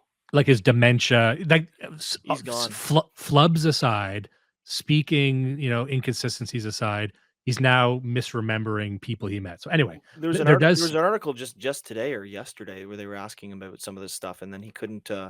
They said that he can't be charged because of the documents, the classified documents he had, because during the interview he didn't even know what years he was president, and he didn't remember like people's names and stuff. So they're like, well, look, we can't charge this guy. He clearly is too old and has dementia. So that's their excuse essentially for not charging him. See, this is where it would actually pay to have black people involved, because they have no problem bullying the old white people with dementia. Like they would throw him in jail. They'd break his knees. They'd fucking whip him with a belt. They go to change his bedpan and they're like hitting him with it, and they flip his bed onto the floor. Yeah. Taking a politician to a black site is just putting him in a room with black people. Conservative black site is actually just a nursing home with a black staff. Oh no. Yes. Really shaping up to be a once-in-a-lifetime election season, and as always, a life-and-death struggle for democracy and the very soul of the nation. Also, he says that almost sarcastically. That is what he's saying, though. He is calling this a fascist coup overthrow. Yeah. As they all seem to be these days, despite very few differences in Republican and Democratic governance. But there is one thing. Gay. Oh my god. There he is. Busted teeth. Little fucking. Those aren't busted teeth. Broccoli haircut. You got the top two buttons undone on your women's sweater, and you don't have an undershirt. Jesus Christ. And what's broccoli hair, but with Jerry curls. I think it's just failed broccoli. I think he was trying to do broccoli and he wound up with Jerry curls. You can tell a lot from a streamer by what they strategically place on their shelves behind them. So what do we got here? A bunch of lenses. Yeah. Cameras. Artifact. A lot. I think if you're using a camera, it shouldn't be pointed at other camera accoutrements. It's a little bit weird. I would take Funko Pops over this. I don't see any. Also, rooms. It's a single man. It's a little off topic, but these YouTube creators, tell me if I'm wrong. This is really like 2016. the whole overdone voiceover and the set or green screen and the whole thing. And it's like, I thought we're going for authenticity now. I thought it's 2024 and everything's fake. Like this is Yeah. like you're leaning into to this is clearly a set. You know what I mean? My thing is, I thought about this at various points about like us getting a set, getting on camera, getting a, because we could do it. We could get a space. We have a few options for doing that. But I'm like, that seems very fake and gay. Yeah. Like I'm like, what I would rather do is invest in getting a good camera and just mixing up the space, because that's really the benefit to the technology is you could get good, decent audio and video anywhere. So this idea of everyone getting the exact same purple and pink light and just saying, I need a set. Let me go to the set store. You go on Amazon, there's probably like a beginner set items with like, oh, here's a fucking the right type of ficus and here's the light, Well, you know. and we've said it before. Like I think it was a couple of years ago. John Talley had sent out a voice message that was him on his porch, and you could hear crickets and like the stream in the background. And we've been saying for the longest time that we should do a show like by the campfire. And obviously, there's guys that do this now. Sometimes it's a little bit forced, but it's not about like obviously there's a demographic consideration, and you want to get the right viewership and everything. But I mean, if you want authenticity, you're probably on the wrong foot already if you're going to the set store and buying a bunch of shit. Yeah. Like No, if if we were should to look, do it, here's the thing: if you're worth listening to, you probably already have a living room that looks cool enough to do this. And you and I've been in your living room. You and I both have living rooms that are cool enough that we could just record in them. So look, like right just now, I'm in my basement in like my desktop office, but also my home gym is all around me. So there's a heavy bag hanging right in front of me and a fucking half rack with a like a fucking bar on it. I'm like, yeah, this is good enough for a set. Why It's not good enough. this? Fuck it. Every place is rigged for audio in 2024. That's Yeah. what year it is, right? Yeah. So if we were to do, we would like do it from the woods. That's how I would do it. Anyway, Yes. this sucks. This guy, I don't like him. A gay man. He is a bummer. That actually does make this election cycle a bit different. Conservatives have been lurching towards fascism for years, with the Democrats not far behind. So for the record, everyone's lurching towards fascism. So what are you then? Are you a anarchist? Oh, so what? Oh, you like kids? All right. Yeah. Oh, so you're a gay rapist. You- Because that's the headline. Put that up in lights for this election. You're either a fascist or a gay rapist. yeah. Take your pick. Though historically they've been a little more subtle about it. But recently, the American right has dropped a hot new single, Project 2025. If you thought they were bad before, just wait till you get a load of this. In today's episode, we're taking a look at the new conservative plan to seize total control. That's also like a millennial comment. Like, it dropped a new single. Like, I can just hear our Zoomer audience saying, like, a millennial mouth said that. People drop singles. And what it means for the future of the country. Brace yourself. Okay, Project 2025. What is it? Spearheaded by the Heritage Foundation, Project 2025 is a massive 920-page Really blurred visuals right there, by the way. Don't know why. conservative manifesto detailing how they intend to give the president vastly more power, destroy bureaucracy, root out woke propaganda, appoint vetted far-right freedom fighters at every level of government, and have it all ready to implement the day the next conservative president is elected. Which they assume. Now, that all sounds really cool, by the way. Yeah. Like that right there. Yep. Got the bureaucracy. And also, the Also- one thing. Sorry, Yeah. continue. I was gonna say like, it's so funny to criticize all of this because it's all in response to the Democrats having already done this for generations, or every party having done it. So what they're doing is they're just putting the procedure out publicly and saying, "Hey, you know, the lines are empty here. We need people to come and join us in this process. This extra political process that's been going on for generations already. We need to turn it over onto our side." Like, you know what I mean? It's like, oh, they made this thing up in order to corrupt democracy. No, this is how your fucking democracy has been working for a very long time. How can you not see this? Yeah. Let's keep going with this. Will be 2025, hence the name. Despite Trump obviously being the favorite, the plan is not dependent on any particular candidate winning, but can be implemented with any figurehead at the reins, who will become essentially completely unaccountable. God Emperor was supposed to be a joke, but here we are. You may have seen this book floating around online, The Mandate for Leadership. This is what most people assume Project 2025 to be, but this is actually just one part of a much larger conservative master plan. Project 2025 has 4 core pillars. First, the policy, as outlined in the 920-page document.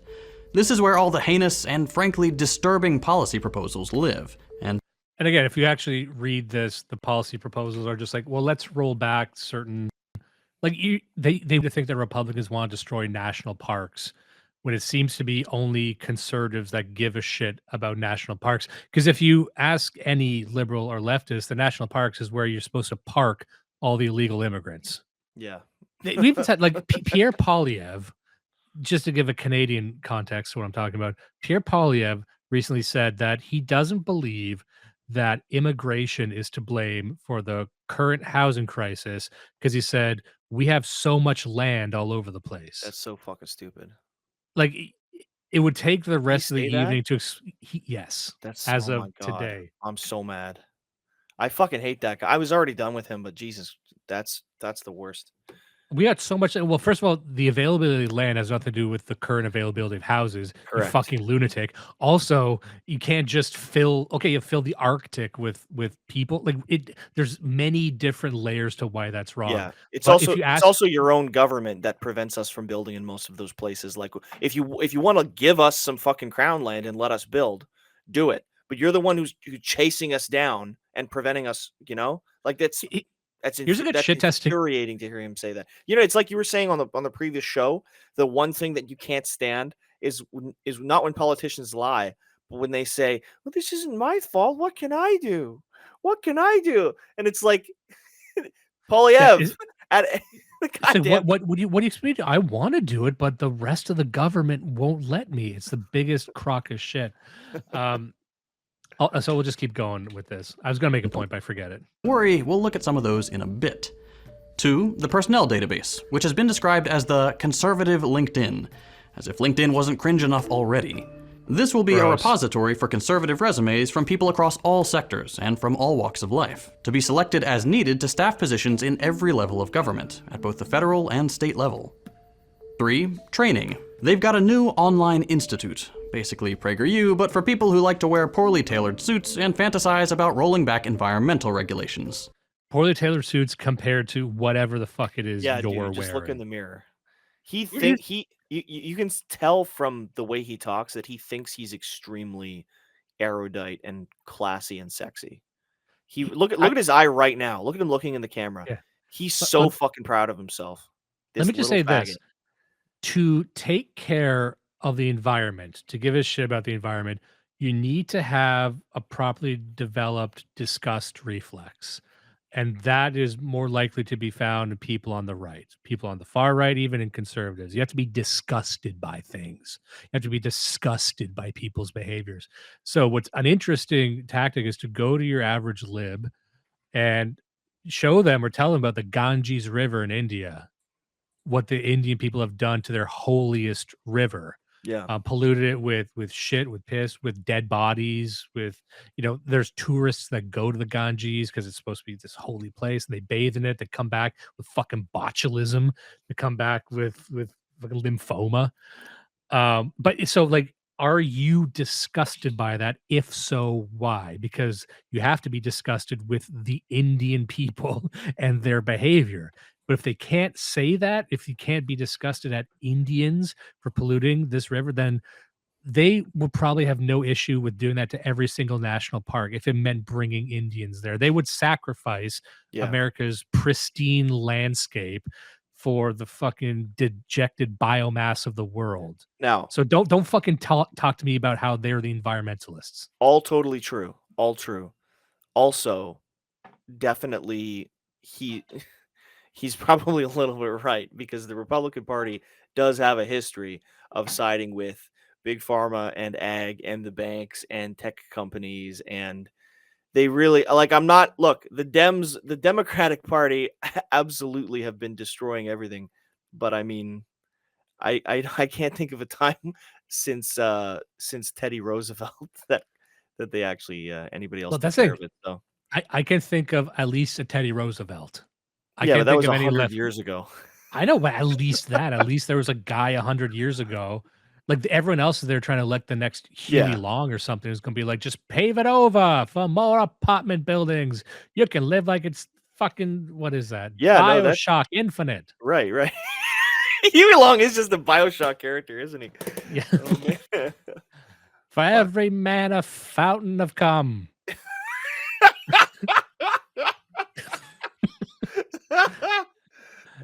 Go to San Francisco. Ask if they vote for that guy. They will. Huey Long yeah. running on the cum ticket. The bipartisan vote, the cum ticket. Oh, The fuck. bipartisan gay vote, the cum vote.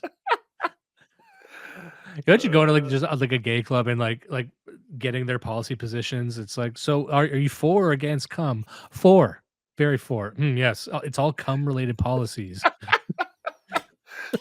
You probably could win on a cum ticket in San Francisco. That's true. Fuck. God damn. I tell you what, that's a white vote I don't want. Bazinga, let's get going.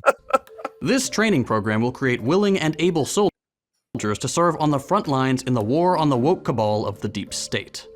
And finally, 4, the 180-day playbook, a step-by-step guide for the new conservative emperor to systematically implement the policies listed in the manifesto.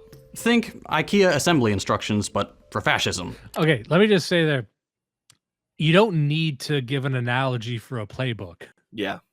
A playbook is what it is. You don't need to say. Also, it's not actually a playbook.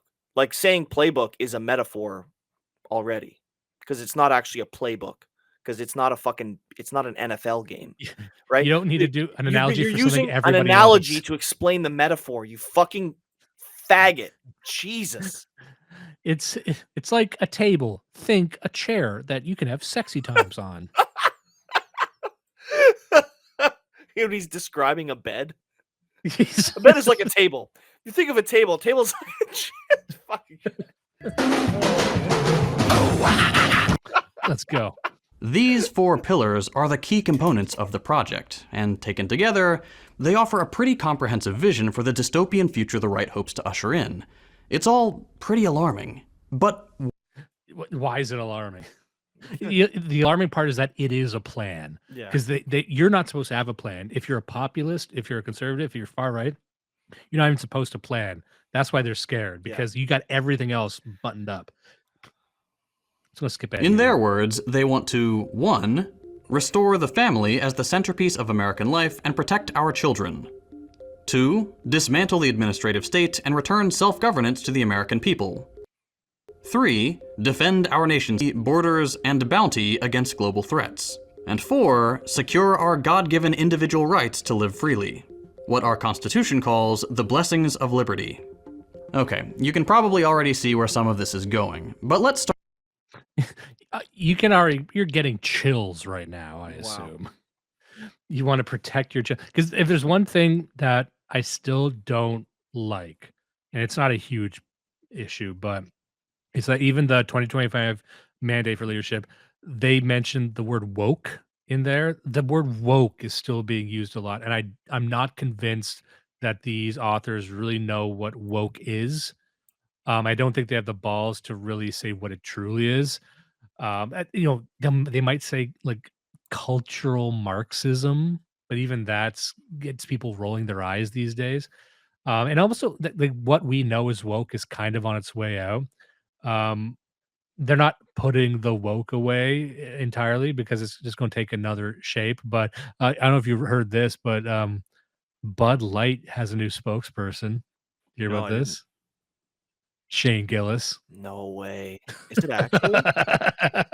Yeah, They they got fucking. that's brilliant for both of them. They got the young bull. That's in the mix. wild. Oh man. The guy who goes on Joe Rogan and drinks 25 Bud Lights. You know what? That's really exciting, to be honest, because I can imagine him just constantly taking the piss. But also, that's very clever. Like, as much as I hate Budweiser right now, good for them for actually getting Shane Gillis. Damn. Yeah. That's shocking to me. You know what? Like, I hate to say it, this will sound mean, but it's not. Let me just here quickly. Yeah. Shane Gillis signs partner. He's their partner now. He's got fucking photos of him. Look at him. At their fucking brewery. Just loving it, just having a grand They old time. must have fired a lot of people in management up there and then hired somebody who knew what they were doing. I honestly think that's a master stroke, partnering with Shane Gillis and But somehow convincing him to actually do it too. yeah, I so don't know but how much did they pay him. this is a sea change, right? Oh, Because yeah. they're It went admitting from tranny faggot shit to literally Shane Gillis. to And Shane remember, Gillis. in the intermittent period, they were trying to do ads with like F-150s and fucking wild horses and the planes and shit. So Yeah, it's also the daringness to finally hire an alcoholic to be a spokesperson for a liquor brand. yeah, now's the time. Like just hiring a guy, it's like I drink this every single day, I'm always and drinking. I I start at 11 o'clock. Yeah. yeah, like you've never just seen like a guy who like fucking Ric Flair selling like vodka or something. Ric Flair who hasn't been sober in like 40 years. Anyway, the argument was that this woke phenomena is disintegrating and has been for some time, but which isn't to say that they're not going to keep pushing gay stuff. They're not going to be pushing feminist stuff. They're not going to be pushing all the components of what wokeness was. But it's just, I guess I think gay people are just gonna, and tranniness. I think that's what they're talking about. Like tranny stuff is falling out of favor. That's Good. my prediction. And just to reiterate my prediction, which we've been making for a while, transgenderism is going to get rolled back and blamed on white people. So get ready for that. We're going to be caught holding the bag for this entire transgenderism thing, despite the stats showing that there's more transgenderism than black community. Doesn't matter. Once it becomes unpopular, it's going to be blamed on like white people for like pushing it on minorities and things like that. So get ready for that. The worst is yet to come with that. Anyway. Start with the boring stuff. The nuts and bolts of manipulating the federal government to serve the right. A lot of this project centers around gutting what's called the administrative state. This is stuff like the EPA, FEMA, HUD, the Fed, stuff like that. The humdrum logistical stuff that nonetheless often plays an important role. I guess we take for granted sometimes that we know that these departments exist. Like, I don't know, like you imagine his audience is like, there's this thing called the administrative state. You might have heard of it. The Department of Education sounds really boring. Like that's the government. that's all the Yeah. stuff. What did you think we're talking about when we say the government? But like, I don't know, like, you know, again, we take it for granted that people know that shit, but I don't think, maybe a lot of people don't, especially younger generation. I don't know. I don't know who the audience is for this, to be honest. This guy It's looks gotta- younger than us, first of all, and it Yeah. sounds like he's talking down to a generation that I don't understand. I honestly can't imagine a person watching this and not laughing at him right now. So I don't really Department of understand. Education. Think a department, but for education.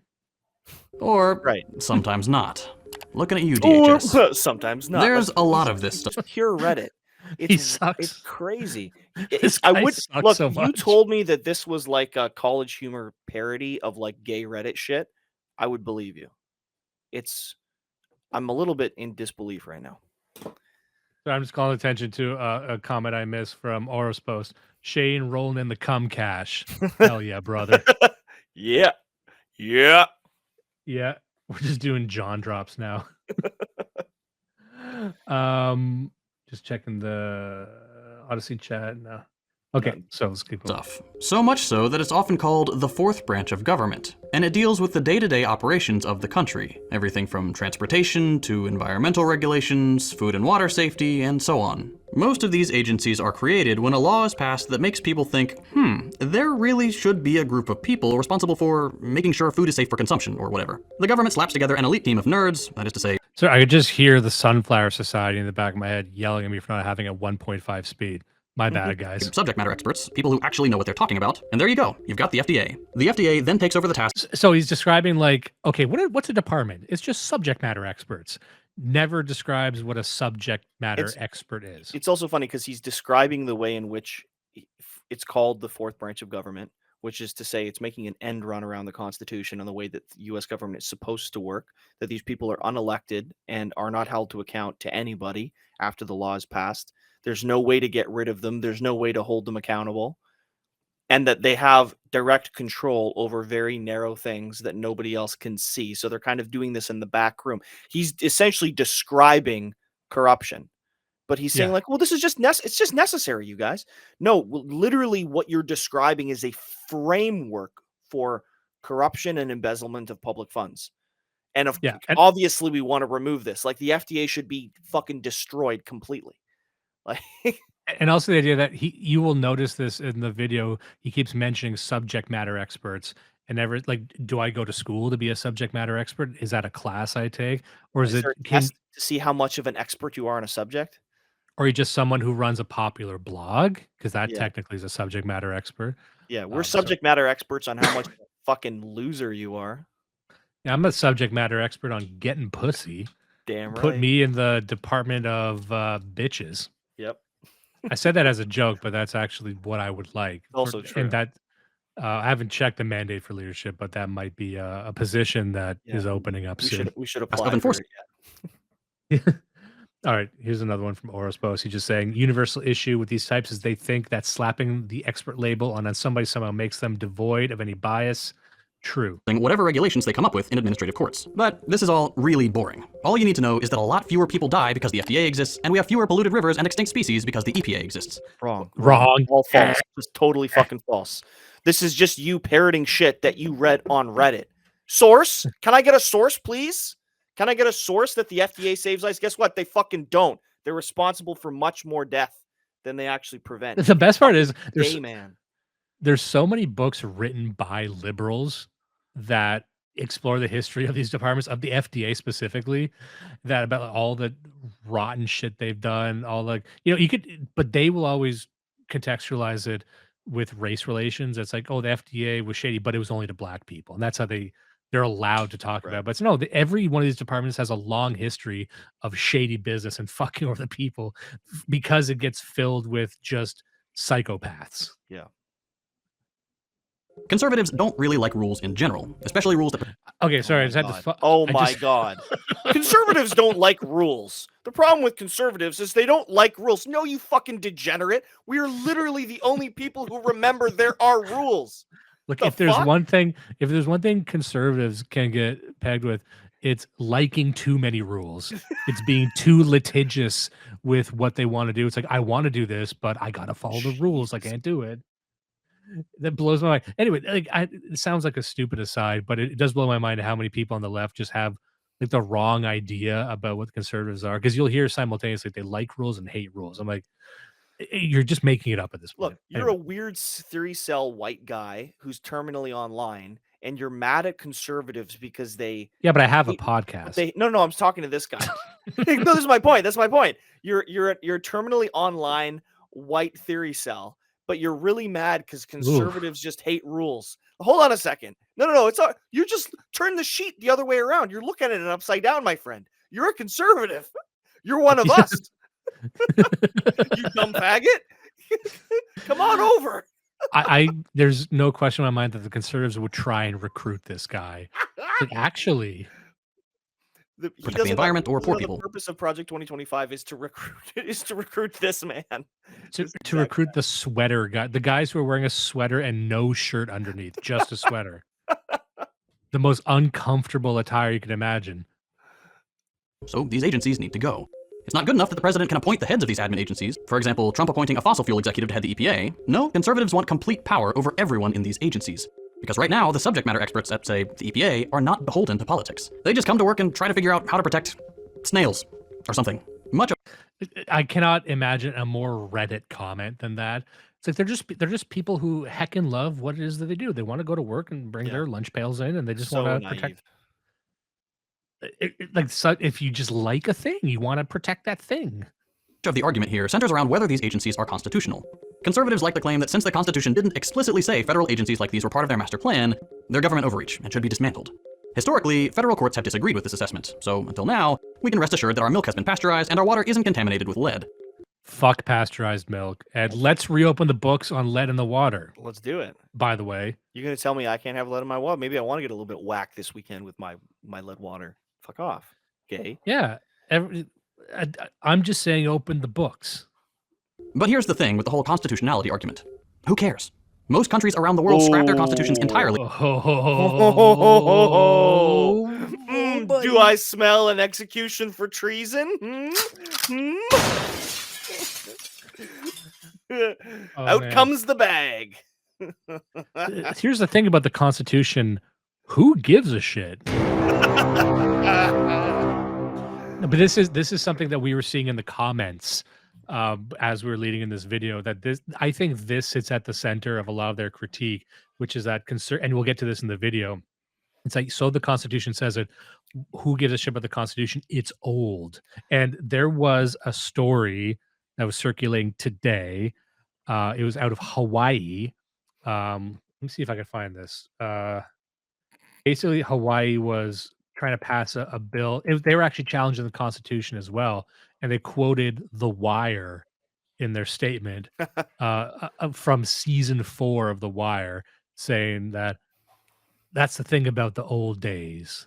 The old days, which is an argument in favor of scrap the Constitution because it's old. Yeah.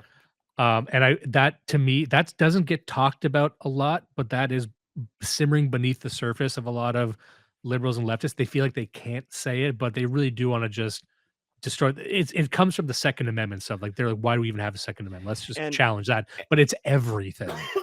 And recall, only a minute ago, even at one-time speed, he said conservatives just hate rules. It's like, no, we have this rule book that was set down by our ancestors, which we've been trying desperately to follow for hundreds of years. And you're the one who says, throw the rule book out. Like, fuck, man. Let me switch over here. Here's ABC News. Hawaii's High Court cites the Duke of U.S. Supreme Court decision that expanded gun rights. A ruling Hawaii court saying that a man can be prosecuted for carrying a gun in public without a permit uses a pop culture reference in an apparent rebuke of the entire Supreme Court decision that expanded gun rights nationwide. So they're just challenging, like, why do you care about? It's almost like, why do you care about something that happened yesterday?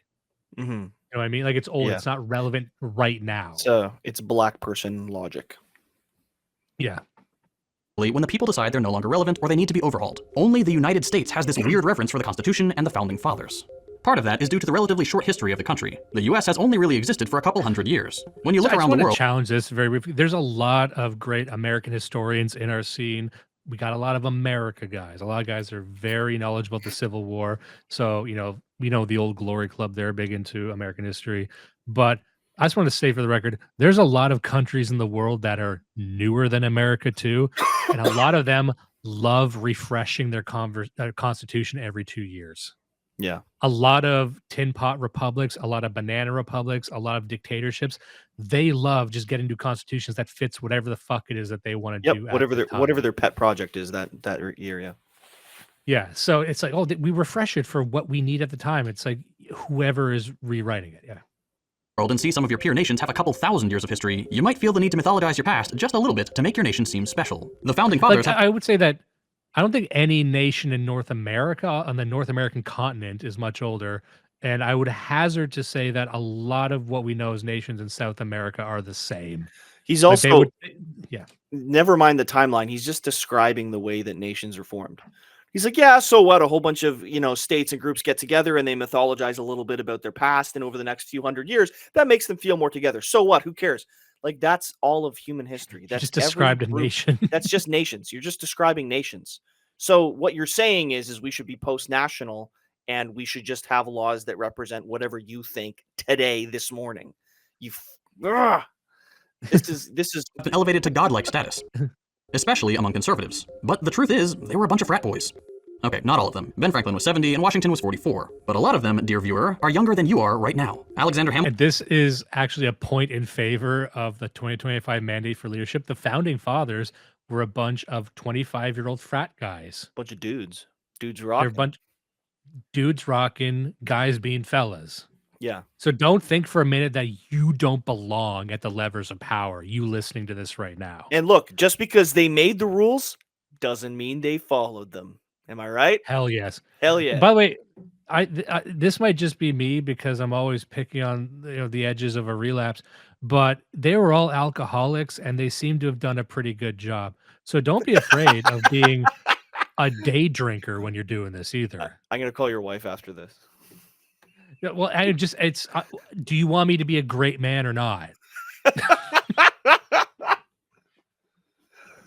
Do you want to stop Yes. the mass? Do you want to stop all these Indians from getting I just here? want to win, man. Whatever it takes. Well, I'm going to start waking up with a shot because that's the only way to get things done. It was good enough for Ben Franklin. Hamilton, the one with the annoying fan club, he was 21, and he wasn't even the youngest. Anyway, the point is, when you look at historical events without George the rose tint Washington was fucking 12. Oh, of mythology, you see a bunch of normal people just kind of making it up as they go along. It's normal that things change over the centuries. What's considered constitutional should reflect the values and norms of the time. that's actually a great argument for me doing whatever insane shit that I want. By the way, Correct. They're just, Correct. They're just making it up. Okay, so when we take charge, we should deport every person that we don't like. Why not? Like, according to you, that's the foundation of America. It's whatever you need to do, because the only thing stopping us from doing that is probably the fucking Constitution, if we're being honest. The only thing that's keeping a lid on us all of us behaving like sociopaths right now is that Constitution. So hey, maybe he's got a good point. Yeah. Maybe we The throw only- the the Bill of only Rights thing out too. Maybe we don't need that. Yeah. Throw that away. See how fast slavery comes back just for fun. We don't even need them. We don't need it. We're just gonna do it. Crypto slavery. That happens day 2. That little tangent aside, let's get back to the goals of Project 2025. We talked about the boring stuff, wanting to gut the administrative state, but what else is in there?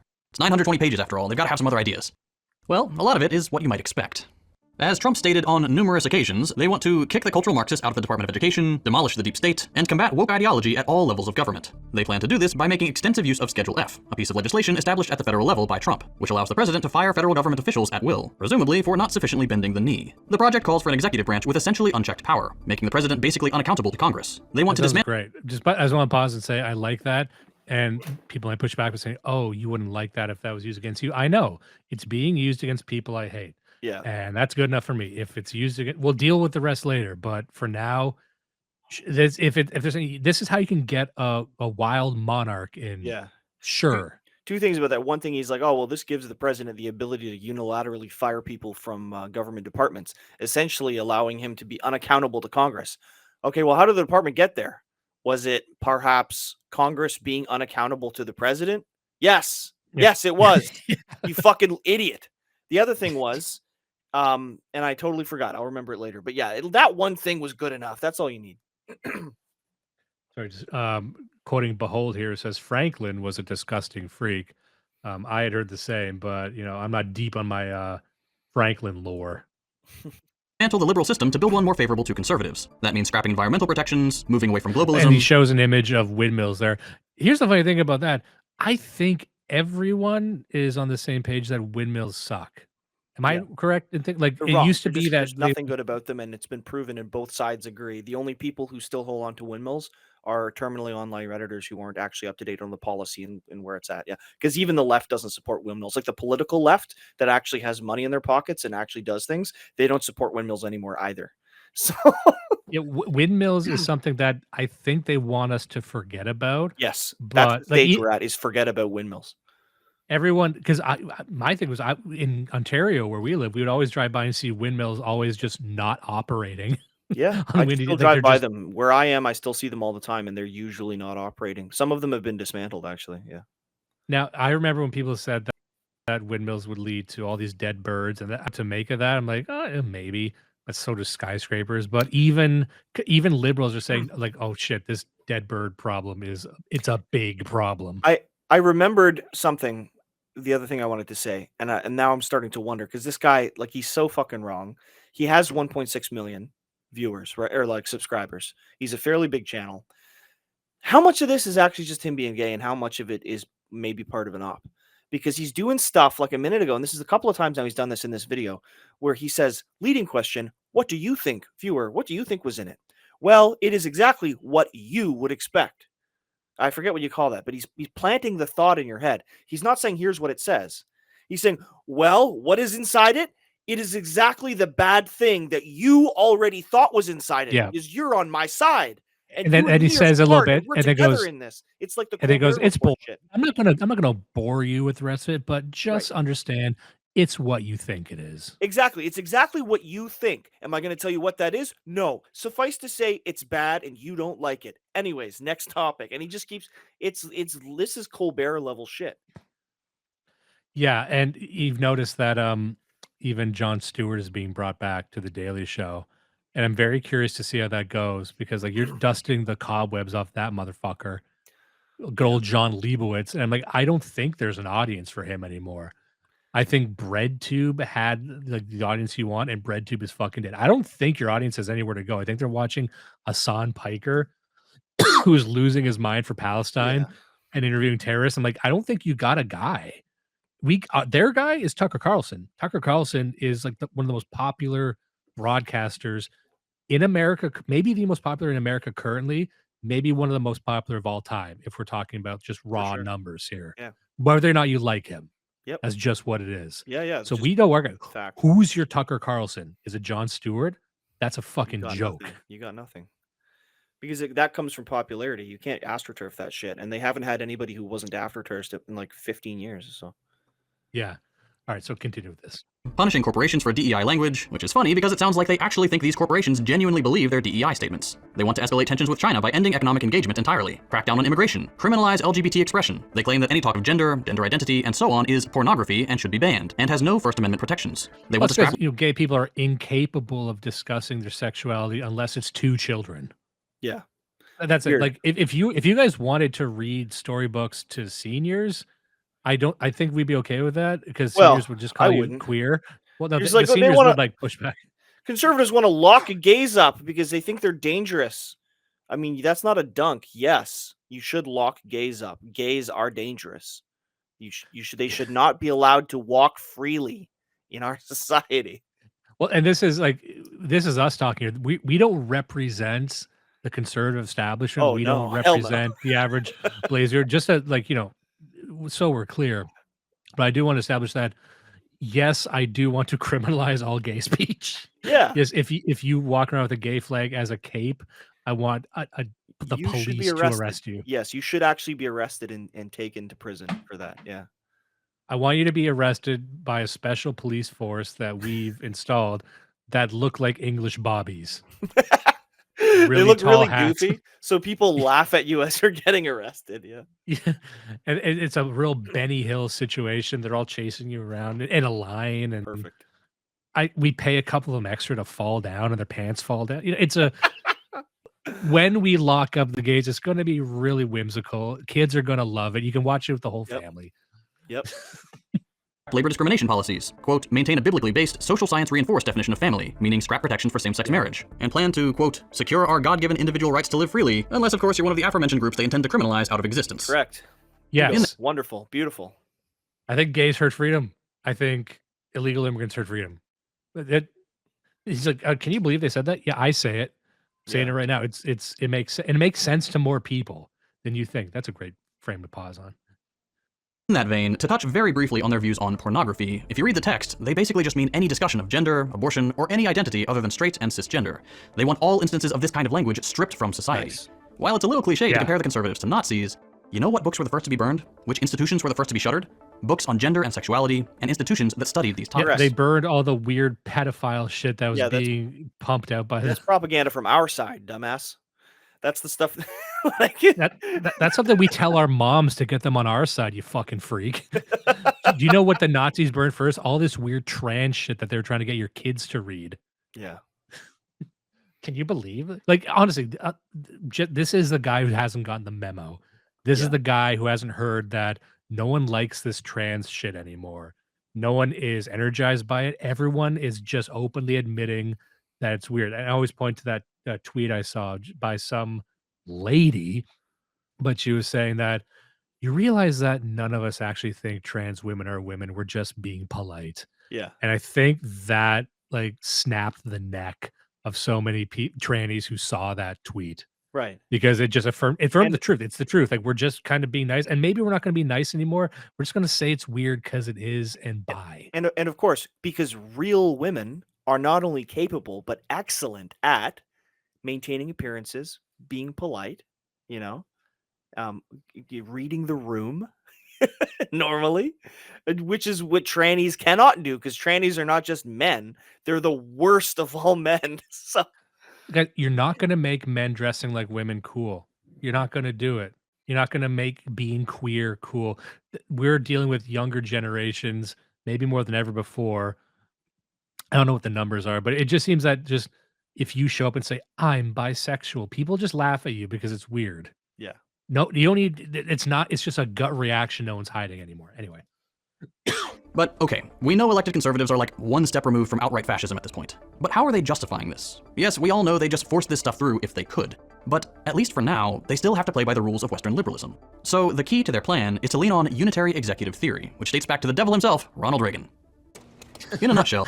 Another guy who was voted in democratic liberalism. America has got a long history of electing fascists and devils, I guess. This political theory suggests that maybe having 3 separate but equal branches of government isn't a good idea, and that instead, the executive branch should dominate the relationship. Reagan's team came up with this notion to help facilitate deregulation, and it kind of just stuck. Every president since Reagan has made use of this theory to wield just a little bit more power than they probably should have. Bush Jr. justifying his invasion of Iraq, Obama justifying widespread US deployment overseas, Trump's Muslim ban, and so on. Now, the Project 2025 ghouls want to make sure the president has essentially unchecked power, that Congress cannot prevent the president from doing what they want to do, however heinous their pet projects may be. There's a whole conversation about unitary executive theory in government circles. People are writing books about it and having very important conversations with very smart people. Are they? I don't know. No. And you know what? That's what makes this so scary. The Republicans talk a big game about destroying cultural Marxism or waging war on woke, but that's just bluster. When they start coming up with justifications within the liberal framework, the Democrats will cave like they always do. Every single time we see them play ball with the far right, they cede a little more ground each time. Then you get a president like Biden, who just straight up accelerates the process by speeding up border wall construction, record number of oiling permits, simply loses because everyone is upset with him. See, it must be weird being a progressive like this, because nothing you do seems to work. You know what I mean? Like, to them, it's like everyone you vote does the opposite, because at the end of the day, you can't have a country without a border. Like, the things you want don't make any sense. So you're like, everyone I vote in just does the opposite. Everyone's a fascist. So like America, I guess America's a fascist country then. So I guess what we're saying wouldn't be out of the norm, right? Also, all of this is all how of they this get is- twisted up in their own argument. Yeah, it's like all in defense of the democratic institution as being a holy part of American history and culture. Well, I mean, you're attacking the Constitution, so you don't give a fuck really about American history or culture. And never mind that, even if you did, democracy is the system by which we've been electing all of these ostensible fascists for however, long. So like there's so many cases with this guy, but generally with these bleeding edge progressives where they really just don't make any sense. It's like this new, like deeper, thicker version of virtue signaling where they are just repeating a script over and over. It doesn't even bear, first order analysis before it falls apart. We got a quote from Winkler's Meat here. The Dems are constantly conceding ground to the far right. Meanwhile, the country has never been more gay and retarded. Correct. Correct. Bingo. It turns out that like having gay people everywhere doesn't make anything better. It makes everything worse. Yes. Speaking of which, so- Fabian Cartouche in the chat says, I've seen a weirdly high number of trannies cashiering at hardware and U-Haul rental places. I have too, actually. The Home Depot near me has got at least one fat tranny, and it's like, we're in a small town. Where did you even find a tranny? And Home Depot of all places, like there's a fucking used bookstore he could work at. So like there's something. What do you think that's all about? What do you, if you had to speculate? My theory is it isn't that the companies go, like I don't think Home Depot and Home Hardware are going out of their way to find troons. It's that the troons are going out of their way to apply to those jobs, because it's like the same thing we said earlier about sexual perverts, and they want to be like exposed. They want the conflict. They want to be pointed at and like jeered at. So if you go work at the used bookstore or the thrift shop, everyone's going to coddle you. But if you go to try to work at Home Hardware, you're going to get jostled by everybody, and they're going to give you a hard time even during their hiring process, probably, at least where I live. And that's what they want. That's how they get hard. You want to be jostled, yeah. You want to be jostled. Ooh, the big angry boomer is telling me that if I was his son, he'd roll me down the hill in a carpet. But yeah. Well, we've got a line from Inquisitor Zed here. When I worked at Home Depot, they had a tranny, which is remarkable because it's not like I don't see them at computer stores. I don't see them at game stores. Like there's a lot of stores you don't see them in, but it's in the most masculine store. So it has to be an exhibitionist type thing. Like Sure. I'm presenting myself in a space where I'm going to upset the most amount of people. Like everything comes back to that fetish for them. The Project 2025 people swoop in and the Democrats just go along with it because it's technically legal. Not to do it again, but most fascists throughout history have come into power through technically legal means. And then they I love that. See, doesn't fascism just sound better and better as this guy's explaining it? Because according to him, America's always been fascist. It keeps fairly and legally electing fascist presidents from both parties. And so this is just part of a long history of electing fascists. And they seem like smart, capable people. This is like America was born in the wrong body. America has been trying to transition for a century into its true fascist self, and you're denying it the political care that it needs. It desperately needs. America might commit suicide if you don't let it transition into a fascist global superpower. Please think of the children. Damn, son, where'd you find Stop ass rape! That was a good that to me has me investing in Judas when I like that.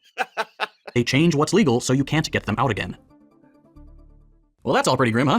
What's the solution here? Do we just vote harder? No. I mean, do that if you want, especially if you think you can make a difference at the local level. I just want this guy to say there's no political solution. Please. But things have gotten worse for us with every single president. And things have certainly gotten worse for people living in the third world as the US gets more and more vicious abroad as our empire declines.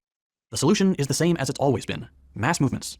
Join an organization. Unionize your workplace. Learn to defend yourself and your community from fascist vigilante violence. Keep yourself safe online. Learn your rights. Educate yourself and those around you.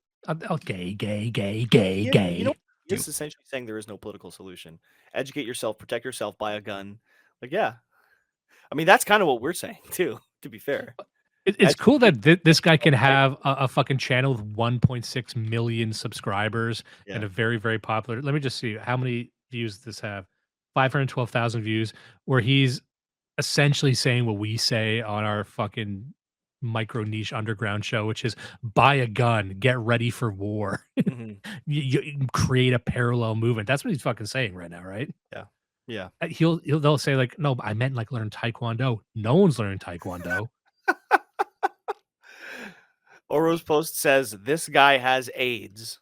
Yes, that's true. He does.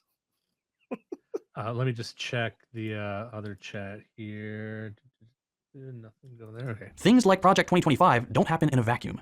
There is an economic base to these developments. The US is losing ground on the world stage and will soon be superseded by China as the dominant economic power. Domestically, the average worker. That's just wrong. I mean, I don't even want to go down that road, really, but you haven't. This is clearly not your strong suit. You should stay out of geopolitics and economics. Sorry. This is your mind just on Vosh videos. This is your mind. This is your mind on the Reddit front page. Yeah, China's gonna. Doesn't matter that you've been hearing that China's going to take over for the past 20 fucking years. Yeah, you know, it's just, but no, they're going to do it because, and in his mind, he would say we deserve it. Yeah, worker is worse off now than in living memory. We can't afford the skyrocketing cost of housing, food, healthcare, utilities. Everything is going up except wages. We have no mandated paid sick leave or parental leave. We have no benefits, no labor protections, no chance for advancement as more and more companies move to the gig model of employment. I get this is what I love about these guys. I love that they are still firmly entrenched in this sort of economic, like socialist populism that does not energize anyone anymore. Like maybe 5 years ago, they would have heard this. It's like fascism is coming. What should you do? Well, you should advocate for a living wage. Well, you know what? Fascists would probably guarantee a living wage, guys. Like a fascist government would probably it would turn on the spigots to probably get you paid more, and probably, ironically, a fascist government would probably give you free education. This is what I was saying a minute ago, right? Like this to me again smacks of it being an op. Like he didn't write this script. He had some editorial oversight by somebody else who has an interest in it. Because most of what he's been saying so far has been like we said earlier, that the system is what it does, right? The left, the Democratic Party is just Gibbs for gays and browns. Most of what he's been talking about is how awful this is. It's awful because it hurts gays and browns, but you, viewer, you already knew that because you're a good person, and that's why you love gays and browns.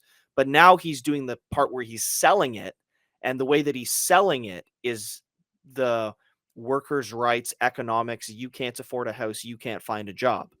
So the target demo is actually.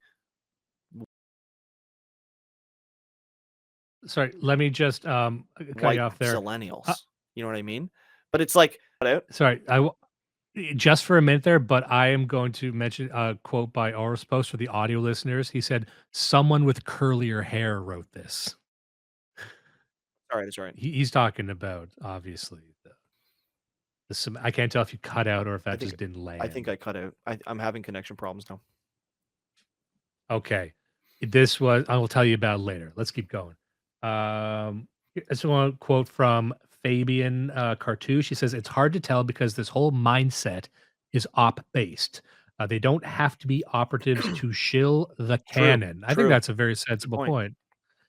They do not need to be even Just conscious of it. janisters. Everything. Yeah, well, we talk about the Redditor, and I think that that's a pejorative. You make fun of the Redditor, but the Redditor is a type of mind. The Redditor is the inverse of a shape rotator. There's someone who doesn't really have any sort of intellectual agency. They just literally, I know people in my own life who say they watch the feed, they read headlines, and they trust that the headlines, that's what it is. That's what's going on in the world. And so them regurgitating it might as well be intelligence because they've never actually had to process information. And what's interesting is those people can do very, very well in school. Those are the rote memorizers. Indians and Chinese people they do great on tests. They do great on exams because they cram information in. They don't understand it. They can't recontextualize it. They can't pick it apart and put it back together. But for all intents and purposes, they are at the very least midwits. They could even be from a distance fairly intelligent people. I bet within this guy's friend group, he's one of the more intelligent guys. I bet they think he's well read, but he just says insane things that you would have to actually stop and kind of open it up in the laboratory in your mind and dissect and say, wait, that doesn't make any sense. That doesn't track logically. But that we were talking before about what type of audience would this be for. It's like there's millions of those people out there. At least I think. Here's Winkler's meat once again. The Redditor is incapable of perceiving truth for himself. We could spend all day on Redditors too if we wanted to, but let's see what this These guy are has to structural say. problems caused by the very nature of capitalism. Run the simulation 1,000 times and we'll end up right here every single time. The race for endlessly increasing profits results in monopoly over accumulation of it. Economic desperation among See, and if you like, I'm trying to put myself in the position of someone who's listening to this. This rant on capitalism seems to have zero to do with what you just talked about. Like we were talking about a document that outlines the GOP's plan to get hired, and now it's like, well, obviously this is capitalism, and it's about rising profits. That has actually nothing to do with what we were just talking about, right? Anyway, the masses and a surge of reaction that carries fascism to the very top. You want a different result? Break the machine that powers these societal evils. If capitalism is allowed to survive, we will not. I mentioned at the beginning of the video that this episode was made possible by Henson Shaving. This is a new okay. Wow, what? Destroy capitalism. This video sponsored by Henson Shaving. Dude. Oh my God. I really want to kill this guy. Look at his face. Fuck. That is so fucking funny. No way, dude. new one for me, and I'm actually really glad they reached out because I've been using safety razors for years. It's just a way better experience than those awful little cartridge. I can tell you've been using safety razors for years.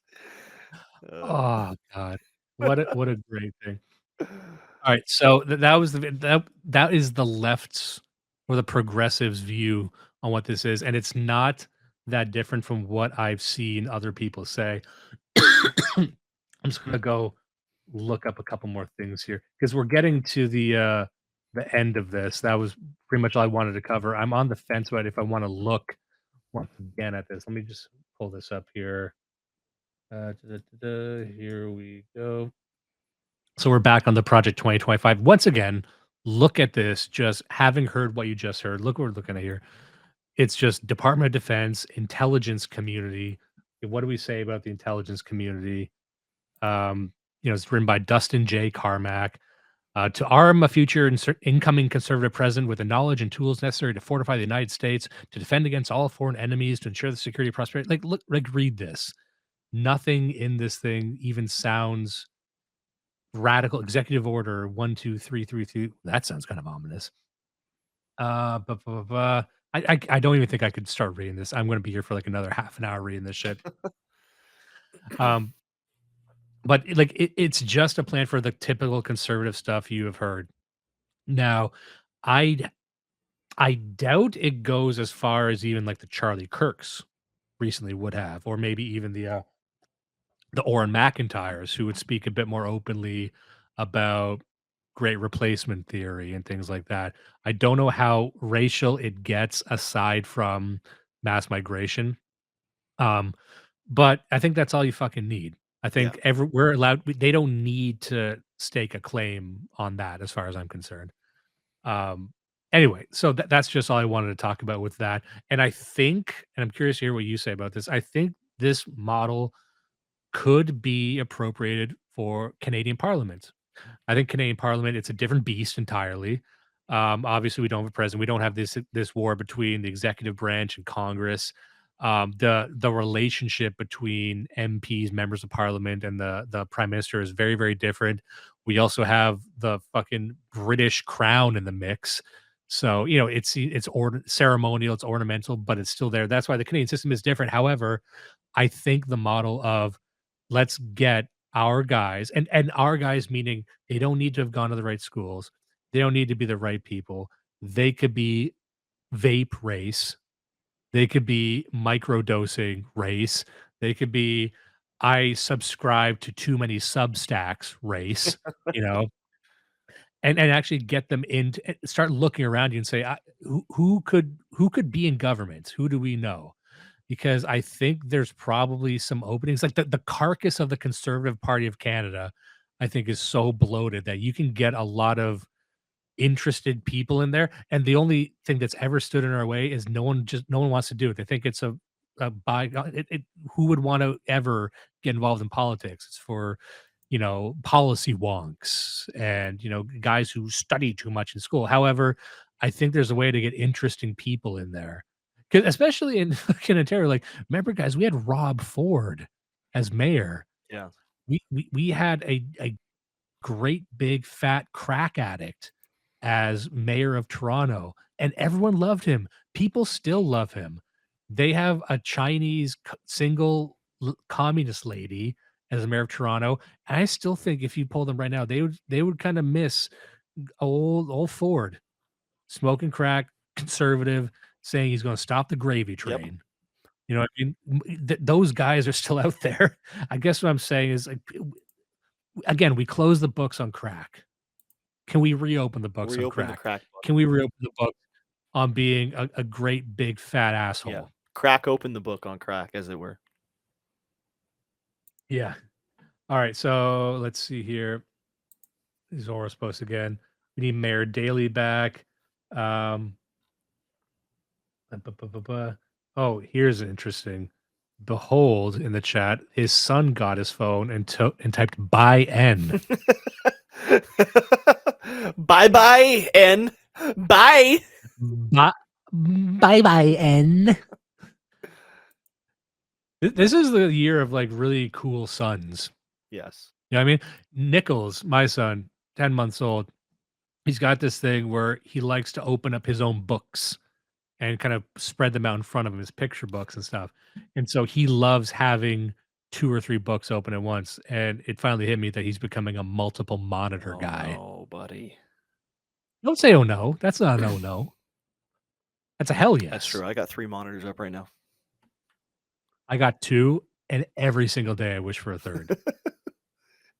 I'm leaving money on the table. Think about how much more boring fucking bullshit I can pour. I've got people here saying, stop reading that website. Do not go back to this place. I was trying to see, what do I got here for personnel? This does look like a government website, doesn't it? Training. I want to have a look at this. Oh, what's this? Presidential Administration Academy. We haven't had a look at this There we yet. go. Hold on. exist to conserve the ideals of the American founding. These ideas are actually the source of our recovery. On January 20th, when the president puts his hand on the Bible, everything changes. Our goal is to ensure that the conservative administration that takes office in January of 2025 is ready on day one. The next conservative president will only be able to do so with your help. There's a lot of people I don't like the look of in this. I'm just going to say that. Moving on. From the president of the Conservative Partnership. This guy right here, I'm not sure. He's got a villainous look about him. He might be cool. I don't know. Institute. Vice President of Hillsdale College. The head of the Office of Justice Programs. Assistant Secretary for Public Affairs. Just an Russian Orthodox guy right here. A real because these guys got some fucked up ideas. You put this guy right here in charge of something, he is going to burn down every Protestant church he can get his hands on. We're gonna have some laughs. We're gonna have some laughs. You're a Baptist. Your days are numbered with that guy in charge. Advisor to the President. Assistant Press Secretary.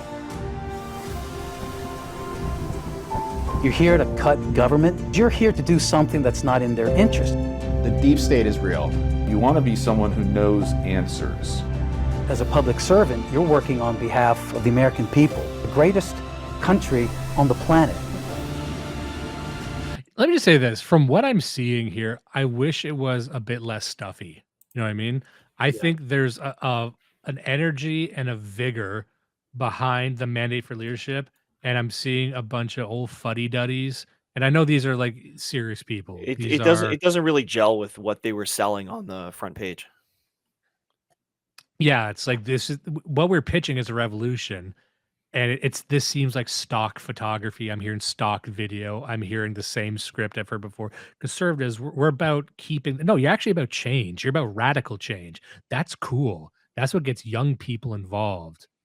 Like I don't see anyone in there below the age of like 50. You know what I mean? Like you need a young face to this because they're the ones who you're trying to get involved. Now the unreconstructed Substack is written by someone who's maybe putting a different sort of line on it, a little bit more stank on it. But I think the official face of this could maybe for the first time ever be an effective youth movement, and I don't think they're pushing that as much as they could. Anyway, that's just my. There's also a part here on the Substack. Donald J. Trump learned to think continentally. I'm not sure you would agree with that, but I do. I like weird Imperium stuff. I love empires. Yeah. Anyway, that pretty much concludes everything I want to talk about. I'm just going to check the chats right here. I think we've covered everything that we wanted to. Do you have any closing thoughts on that? Nope. We covered it. What do you think of the possibility? Do you feel that this is something we could adopt north of the border?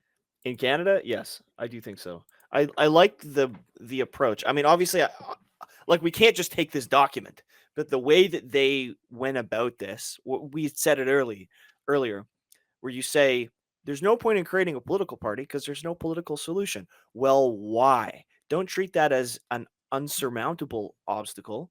Figure out what would actually be necessary, even if it seems too high a cost. What would actually be necessary to break down that wall to actually have a real political solution? Because obviously, just running a normal political party, a normal campaign, like for example, the PPC, we can all vote for the PPC, and it's not going to make a damn sight of difference because the elections are rigged.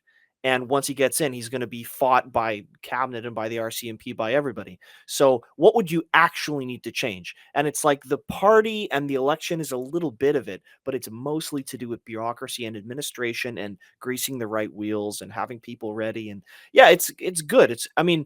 I don't know anything about this. So, I'm not the one to say how we could do it specifically, but I think it could be done. What I would love to see, like we were just talking about, is this paired with a proper youth movement? Because one thing we've talked about before is the younger generations essentially grabbing the torch from the older generations. There's no torch passing that's happening. That's fine. But there can be a dialogue between young people and boomers, those who are leaving these positions right now. I think a plan can be hatched because Fabian Cartouche in the chat, he had mentioned if they're telling you they're going to do it, they're not. I'd be hopeful if it was supposed to be a secret. Interesting point. But I do think there is a more energized youth movement. And this would be seen as a youth revolution of we are going to grab the torch of those in the administrative state and bring that vitality back to it. I think, if anything, I think we can pair this idea, reshape it into something a bit more acute, a bit more focused, and make this the explicit domain of all the young people who have that sort of energy but don't know where to put it. I think you can actually wield this against the managerial class. You know what I mean? Like I think that there's something there where it's like, okay, the parties themselves are, like I said, bloated corpses. You can actually do something with that. Yeah. And we've known people in our lives who like did everything right. They went to school for political science and they ran up against that wall of I don't like dealing with these people every day, so I'm going to go get into marketing. I'm going to go get into some other field. But I'm like, I think there's a way to do this where you don't need to be such a blithering nonce. You don't need to be such a stuffy nerd. Like maybe you can get a few more weirdos in the mix, show up to the political function not by yourself, but with 5 of your guys, and start spiking the punch There you and go. start causing a scene. Start being being the bullies. It's hard to be one bully. It's easy to be 6 to 12 bullies.